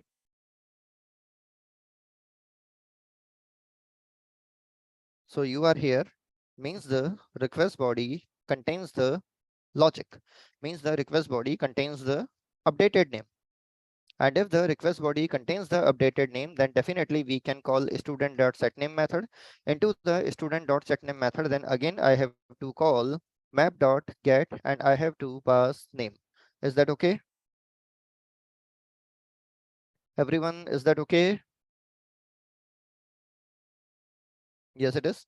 Same logic. Can I apply for next one also?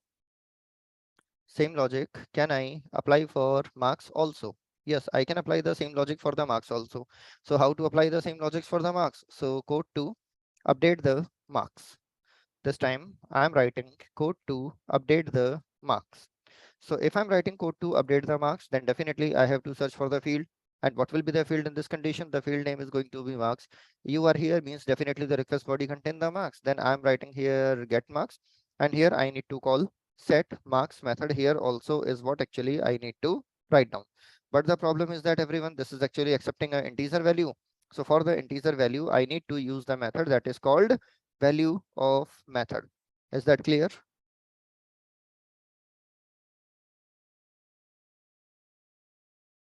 Is that okay?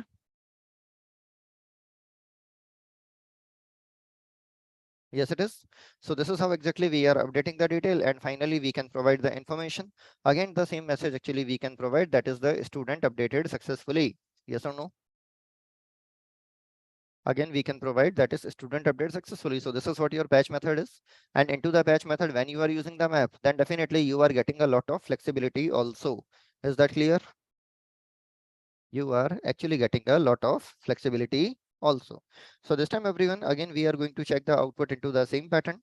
And this time when I'm talking about checking the output into the same pattern, then first thing we are talking about get into the get http localhost student /1. So let's see whatever be the information available, it will be available for us. Let me copy, coming to the get method, into the get method, then I'm coming here, after coming here sending, and I'm getting this output.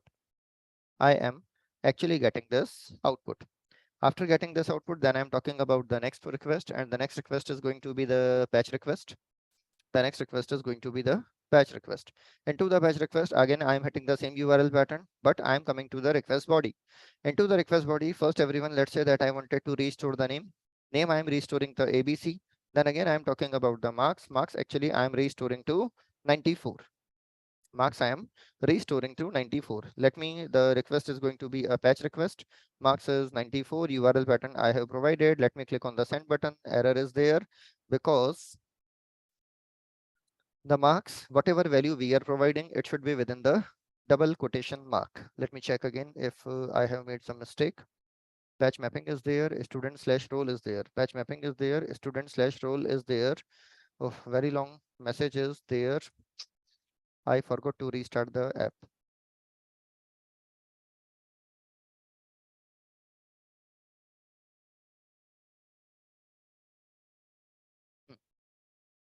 App is restarted.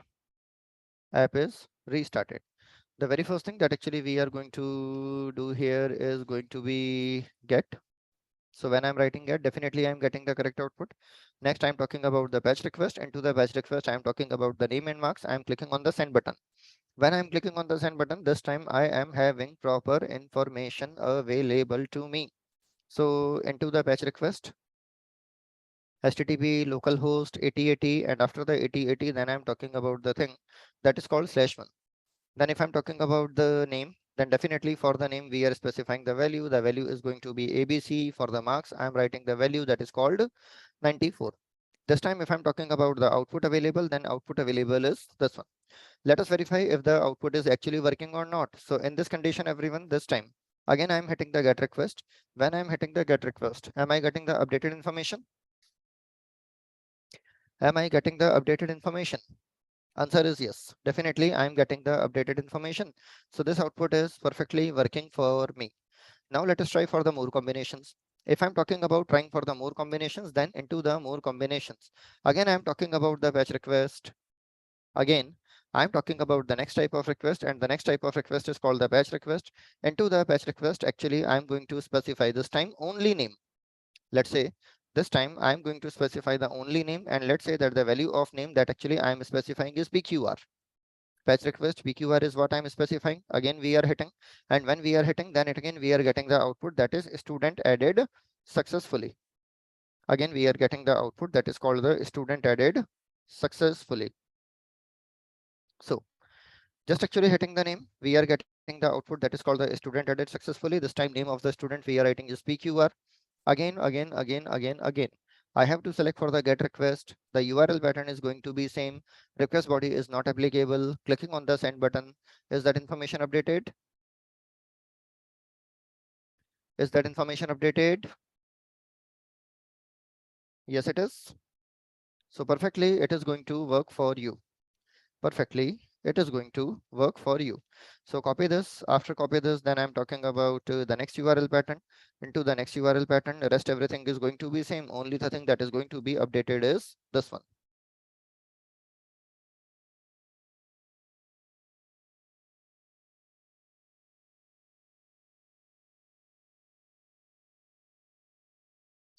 Finally, everyone, last I'm going to update the marks also. So to update the marks, I'm talking about the patch request. After talking about the patch request, then I'm talking about the value of marks.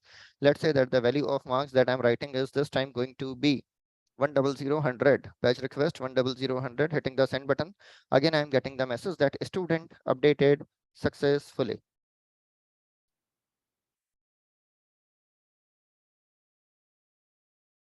So patch request is there. Into the patch request, this time I'm talking about the next thing. The next thing is actually called marks. So we are getting the output. Then again, we are talking about the get request. Into the get request,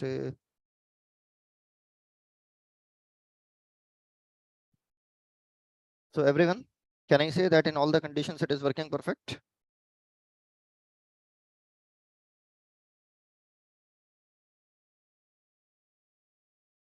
Is that okay?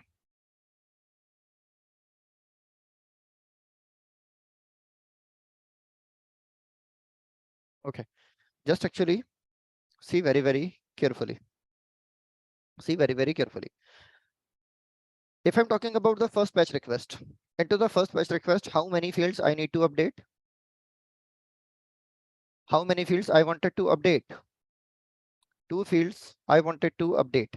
So at the time of sending the request body, how many key value combination I have specified? How many key value combination I have specified two? Into the next request, how many fields I wanted to update? Only one. So how many key value combination I have specified? One. In future, let's say that I'm having an entity in which 20 instance variables are there. Out of 20 instance variable, let's say that I wanted to update 7 fields. So actually into the request body, I have to specify the 7 key value pair. Yes or no? Yes, it is. That's good. So this is actually something you can say that very flexible. This is something that actually you can say is very flexible. So I hope what is the mean of patch mapping is and how to handle the patch mapping. This is something that is comfortable for you. Yes or no? Okay, everyone, shall I proceed further? The last type of mapping is available. The last type of mapping is actually called the delete mapping. The last type of mapping is actually delete mapping. So if I'm talking about the delete mapping, if I'm talking about the delete mapping, so in case of the delete mapping, final case, final case, final case, final case, final case, final case, final case. Okay. The last method I'm going to create is, so this method, this will actually delete the student on the behalf of roll number. If I'm talking about deleting the student on the behalf of roll number, so we are talking about the delete mapping. Again, the URL pattern that actually I'm writing is students. So students is the URL pattern that I am using for the delete mapping. I have used the same URL pattern for the patch mapping. I have used the same URL pattern for the put mapping, post mapping, get mapping. So one URL pattern you can use any number of times. Combination of request method plus URL is required to be unique. Combination of request method plus URL is required to be unique. This time, everyone, I'm going to discuss about the delete mapping. Definitely, I'm talking about deleting on the behalf of roll number. So roll number I am taking as a parameter, and here I am, let's say, initially, I'm talking about one method. The name of the method that we are writing is delete student. This time, everyone, again, I have to use the path variable. Into the path variable, I'm writing here, this is going to be integer. Role is what I am writing. After writing role is what I am writing, then, first of all, I wanted to delete a student. I wanted to delete a student. So very first code is to get the student on the behalf of roll number. I can use it as it is. I can use it as it is. First point is clear? Yes or no? First point is clear. Yes or no? Thereafter, thereafter, thereafter, thereafter, thereafter. Using the list of student, using the from the student list. Simple directly can I call the remove method, and the remove method is capable to delete on the behalf of object. Yes or no? It is capable of deleting on the behalf of object. And definitely again, finally, I can provide the message. The message that I can provide is I'm writing here return keyword. Into the return keyword, I'm writing that student deleted successfully for roll number plus roll. Is that okay? How to do this job? Is that okay? I'm going to try it for once. So when I'm going to try it once, let me relaunch this application again. So to relaunch this application again, I'm writing Alt Shift XB. And after the Alt Shift XB, then we are getting inside init method. Everything is there. This time, what type of mapping I'm going to talk to you? I'm going to talk to you about the delete mapping. From the delete mapping, definitely on the delete mapping also request body is not applicable. On the delete mapping also request body is not applicable. So delete http localhost 8080/student/1. Thereafter I am clicking on the send button. I am getting the message that student deleted for the roll number 1. Now everyone, let's say that if I'm talking about the get mapping, let's say this time if I'm talking about the get mapping, let me once save the output. Let me once save the output. First of all, if I'm talking about the URL pattern here, then into the URL pattern, first thing, if I'm talking about the type of request that I wanted to provide, the type of request that I wanted to provide will be the delete request. And this is the same URL pattern that actually we have to follow. And if I'm talking about the request body, it is not applicable. But on the other hand, if I am talking about the output part, on the other hand, if I'm talking about the output part, initially get mapping I have done. After the get mapping, we are hitting the delete request. Into the delete request, same thing we are doing. And there is no need to mention anything about the body. So when there is nothing to mention about the request body, then you can see that we are getting the correct output. And after getting the correct output, then again, let's say that we are hitting the get request, then clicking on the send method. This time everyone, can you see there is an error available? Can you see there is an error available? It is showing the message that is index 0 out of bounds for the length. It is showing index out of bounds for the length. Just to verify whether everything is good or not, let's say that we are clicking on this button. So this time everyone, you can see that from the roll number 2 to roll number 6, all the data is available for us. Is that okay? From the roll number 2 to roll number 6, all the data is available for us. So this is how exactly the delete mapping is actually working for us. This is how exactly the delete mapping is actually working for us.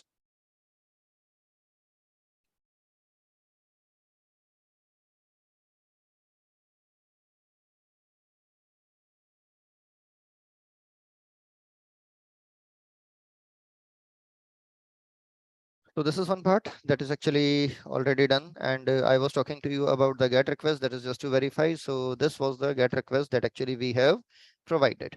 So all 4 kind of mappings, all 5 type of request method: get request, post method, post request, put request, patch request, delete request, request parameter, passing the information using path variable, passing the information using request body, and passing the information using the query string. All these examples are covered for you. Comfortable people? Can you do this? Yes or no?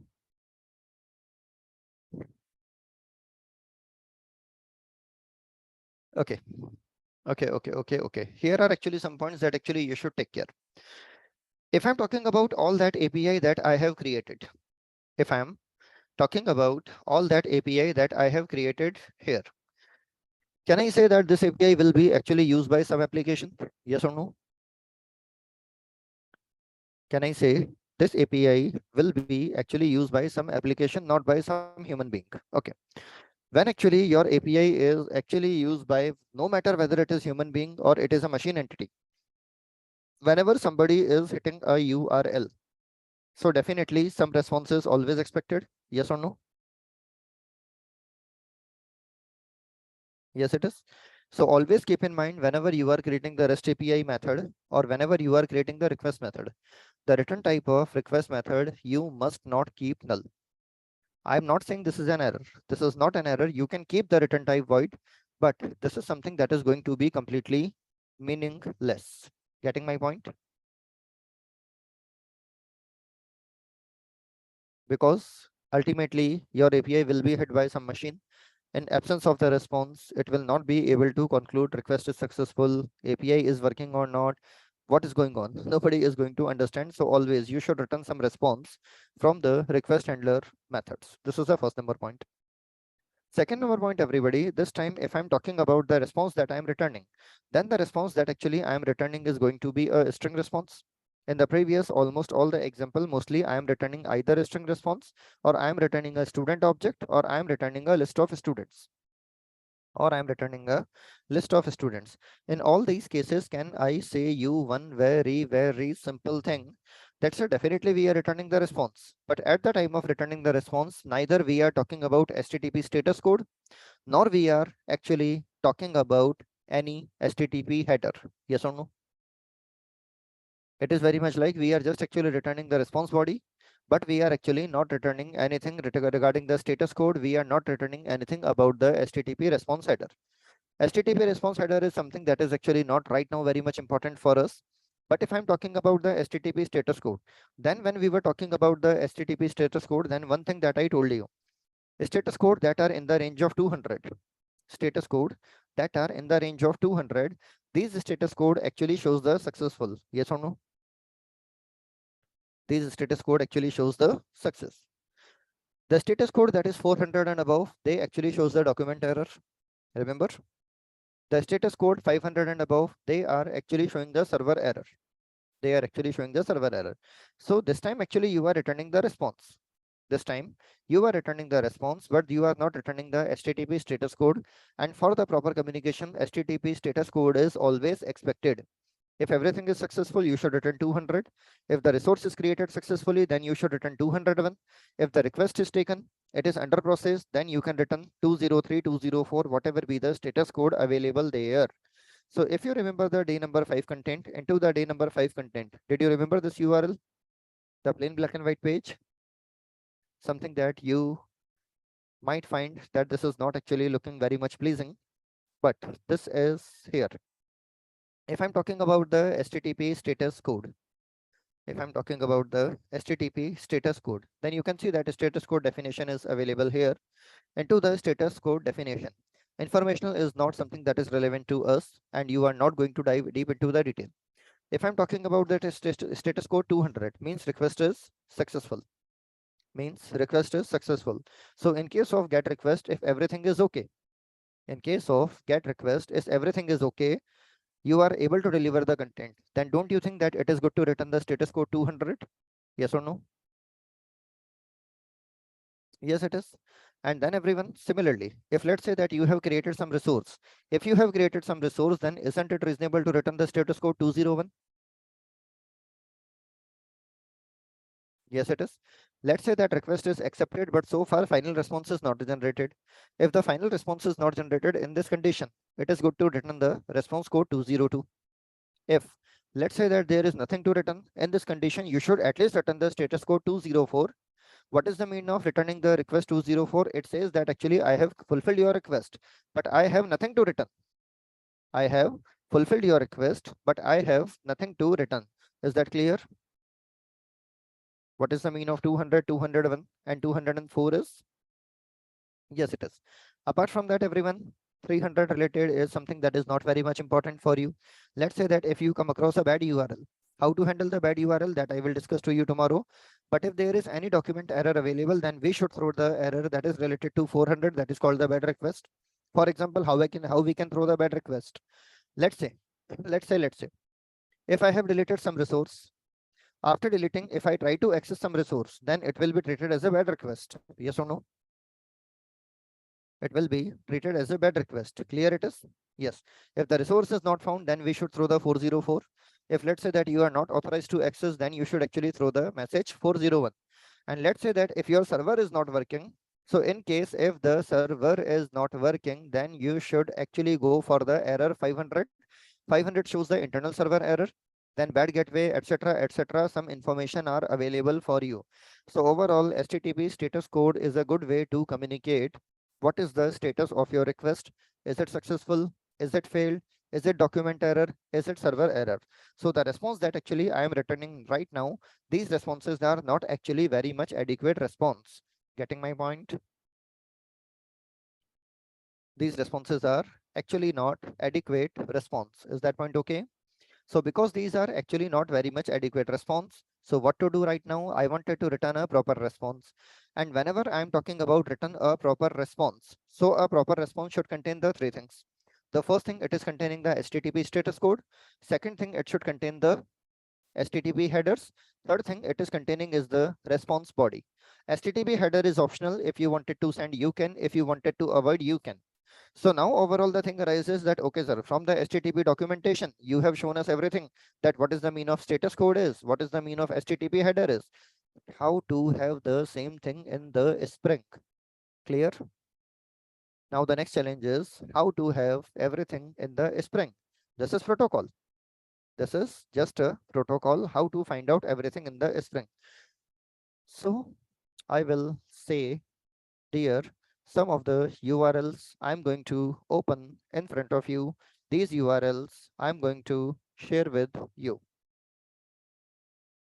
Few URLs I have opened in front of you. First URL. Can you see that there is, I'm talking about one class. The name of the class is called HTTP entity class. Can you see there is a class available? The name of the class is HTTP entity class. And if I'm talking about the HTTP entity class, then can you see that the HTTP entity class is talking about the header plus body, but not status? Yes or no? HTTP entity class is talking about the header plus body, but not status. Yes, it is. So this is the first thing available. So the first type of URL I was talking to you is the HTTP entity class. So if I'm talking about the HTTP entity class, the URL is already provided to you. It actually represents the HTTP request or response entity, and it consists of header and body, but not status code. But not status code. Okay. Then everyone, next part. There is one more class available. The name of the class is called HTTP header class. And if you remember the format of the HTTP message, then yesterday I told you one thing, that actually HTTP header is nothing but it is a combination of key and value pair. Remember? It is just a combination of key and value pair. Yesterday, I think we had discussion about the same. Remember everyone? Like one header is there, content type, colon, text slash plain. One type is available. If you did not remember, then it's okay. See, whenever I'm talking about the key value pair, then definitely for the key value pair, always I have to talk about the map. Yes or no? Yes. So can you see that HTTP header class is a class that is actually implementing the map? Yes, it is.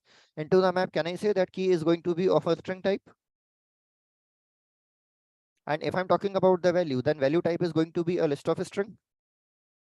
Because value type is a list of a string. So can I say that for a single key, there can be multiple values? Yes, it is. So this is what actually HTTP header class is. This is what HTTP header classes. So lot of fields are available there. Every field is representing a fixed format. So can you see that using this, I can create HTTP headers also. Using this class, I can create the HTTP header also. Yes, it is. Then you can see that if I'm talking about the HTTP header, it is actually talking about the multi-value map. Multi-value map is again nothing special. It says that key is whatever type you wanted to specify, but value type is going to be a list, means actually for a single key, multiple values can be specified. Yes or no? For a single key, multiple values can be specified. So this is what actually multiple map is. So listen, if I'm talking about the HTTP entity, so HTTP entity is containing only the body plus header, but it is not containing the status code. it is not containing the status code. And when I'm talking about the status code, so there is one more class available. The name of the class is called response entity class. Can you see that response entity class is a subclass of HTTP entity class? Can you see that response entity class is a subclass of HTTP entity class? Yes or no? And because it is a subclass of HTTP entity class, so definitely header plus body is by default available. Additionally, it is containing HTTP status code also. Getting my point?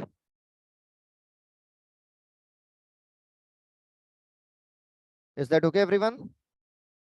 Additionally, can I say that response entity is actually containing HTTP entity plus status code?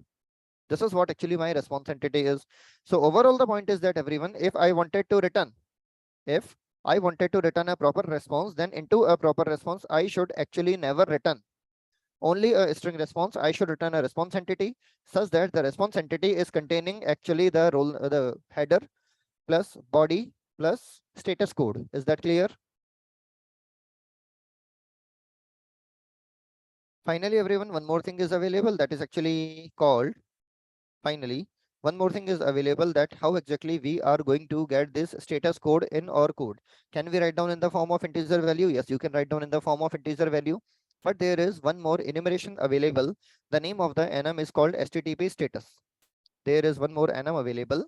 The name of the enum is actually called the HTTP status. And into the HTTP status, can you see that constant values are available here?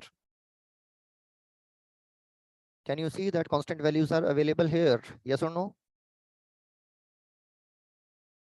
Yes, it is. So overall, everyone, what I need to do is this time always keep in mind that I have to talk about the next thing, and the next thing is actually what referred as the response entity. The next thing is what actually referred as the response entity. So minor changes I am going to do here. What exactly minor change I will do if I'm talking about the list of students? So see, instead of returning a simple list, what actually I am doing? First of all, I am creating an object of the response entity class. Into the response entity class, can I say that method body is going to be a list of student? Yes or no? Thereafter, everyone, again, I am talking about the response entity. Into the response entity, header is not important. Can I use this third constructor? In the third constructor, first I have to specify the body. Second, I have to specify is the HTTP status code. Second thing I have to specify is the HTTP status code. So I'm talking about the student list. Apart from specifying the student list, then I'm talking about here I have to write down this is going to be HTTP status code dot OK. HTTP status code dot I'm talking about OK. Just actually let me check. OK, is the status available or not for the 200? What is the status available? It is OK. 200 okay is what I am specifying. Just a second, what is the name here? Name is HTTP status. Sorry, it is HTTP status. Let me import this HTTP status. Yeah, I'm importing this HTTP status, and everyone directly can I use the return keyword here? Yes or no? And similarly into the return type also I need to make changes. Is that better? The same thing I have to do at further steps also. The same thing I have to do at the further steps also. So here everyone also I have to return a response of student. Okay, so what exactly I'm doing? First of all, what I'm going to get? I'm going to get the object of student here. Once I'm getting the object of student here, then I'm writing here return new. Thereafter, I'm talking about the response entity. Into the response entity, first I have to provide the parameter that is called STT, and second parameter that we are writing is going to be HTTP status dot okay. Is that clear? How to do this thing? Yes, it is simple logic. So we can do this. What actually goes wrong? Okay, same variable I have used multiple times. Same variable I have used multiple times. Okay, second thing is also done. This time also status code is okay. Okay, everyone. One case, let's say that ultimately if we are not able to find out the student, let's say if we are not able to find out the student, or let's say that if the value of temp is null, in this condition, it will be good to return a proper response that no student found for the given roll number. And in this condition, it will be good to return the error status 404, that is no resource found. In this condition, it will be good to return that is no resource found. So how to do this job? See, actually just try to understand one very simple thing that I am going to do. So I'm writing here that say I wanted to assign the same thing to a local variable. So this thing is assigned to a local variable this time. Can I say one thing that if the list dot size is equal to 0, if the list dot size is equal to 0, in this condition we can say that the resource not found. Yes or no? Yes, it is. If this is not the case, then definitely resource is available, so we can get the information. Is that okay? If the value of list dot size is this one, then actually what I am going to do this time, do I have anything to return? Answer is no, I do not have anything to return. So this time actually I can return an empty list. I can return a empty list. So this time I'm creating a new empty array list. And when I'm talking about the new empty array list, it is containing object of the student type. And this time status is going to be that is http status dot not found. That is also referred as the 404. That is also referred as the status that is called 404. So I can actually return a empty student object also. Is that clear, everyone? How to write down the code? Yes, it is. Same thing I have to do for the get mapping also. Here also possible. Let's say that if we are having, let's say, if we are actually ultimately ended up with an empty list, then in case of empty list, again, I have to do the same kind of job again. So these are the few changes that actually we have to perform. These are the few changes that actually we have to perform. So return student list is there, return student list is there. Let me make some minor changes.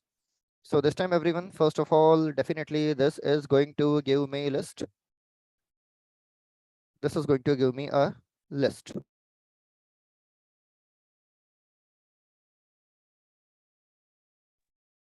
Now, so I'm having the list, then student list dot stream dot filter, then based on the marks we are searching, if the list dot size equal to 0, then everyone, this time actually we can create an empty array list. Into the empty array list, we are writing the empty student, and here also I have to make changes. Here also I have to make changes. So overall, the point is that why should we return a response entity? This is, I hope, clear to all of you. This is, I hope, clear to all of you. Clear, everyone? Otherwise, actually, what I need to do, whatever be the list available, that list actually we have to provide here. Then actually, I have to return the status code. This time, the status code is going to be 200. That is called OK. This time, the status code is going to be 200. That is called OK. And in case of the post request, we are assuming that yes, student is going to be added always. When the student is going to be added always, so no problem in sending the string message, but definitely the same thing also I have to provide in the form of response entity. When I'm talking about the same thing in the form of a response entity, so here also I have to create an object of response entity. Here I'm talking about the string. Then we are talking about the student updated successfully, and after added successfully, then we are talking about the http status. After the status, we are talking about the OK also. We are talking about OK also, response entity, spelling mistake. Spelling mistake. This time, everyone, definitely because we are talking about creating a resource, so it will be good to return the status, that is http status dot created. Is that okay? It will be good to return the response, that is http status. This is created response is what actually we can return. So three responses actually I have done. For the update, it will be good to return the response status 200. For the delete, it will be good to return the status 204. Yes or no? Because practically once it is deleted, then what to return? Nothing is there to return. So you can return the 200 also, or you can return the 204 also. Both the options are actually available for you. Both the options are available for you. So these are the few minor changes that actually we have to do. Just actually let me make changes in the all the return types in one shot. Just let me make changes into the return type in the one shot.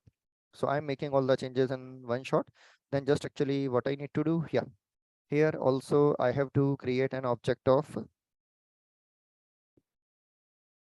yeah, first thing. And then definitely this is update. So I have to write down this is going to be http status dot. Then we are talking about the, okay. Same logic I have to repeat again here. Then finally, everyone, almost same kind of logic I have to repeat here also. Hmm. Done. Done. Done. Okay. Let me actually stop this application. After stopping this application, let me run this application again. Alt Shift X B. I am running in the form of a Spring Boot application. So let it be loaded. Yeah, everything is loaded again. This time, everyone, again, I'm going to Postman. And when I'm going to Postman, initially, I'm talking about the GET request.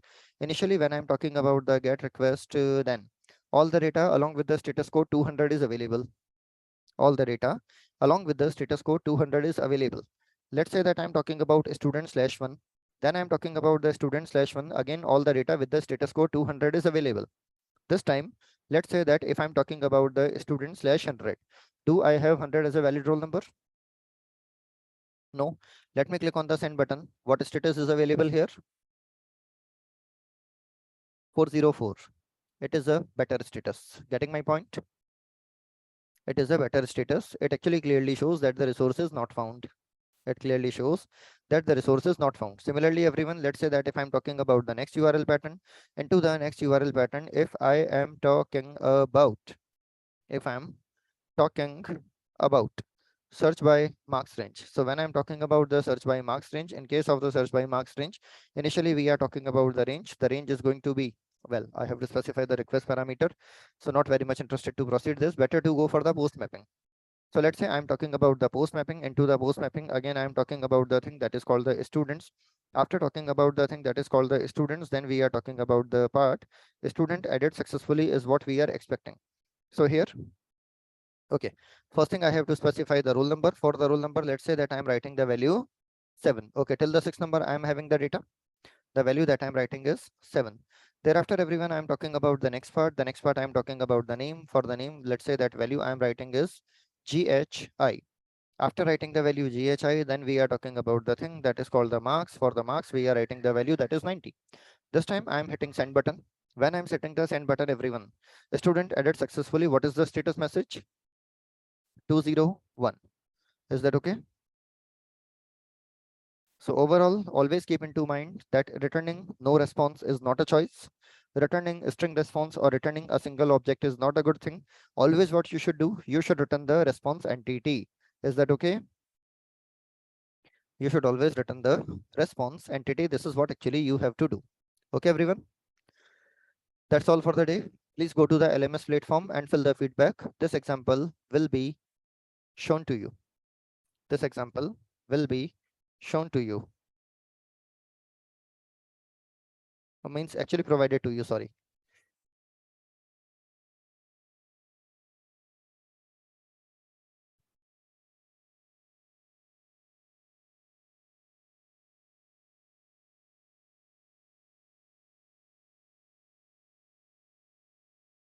Let me turn off the recording.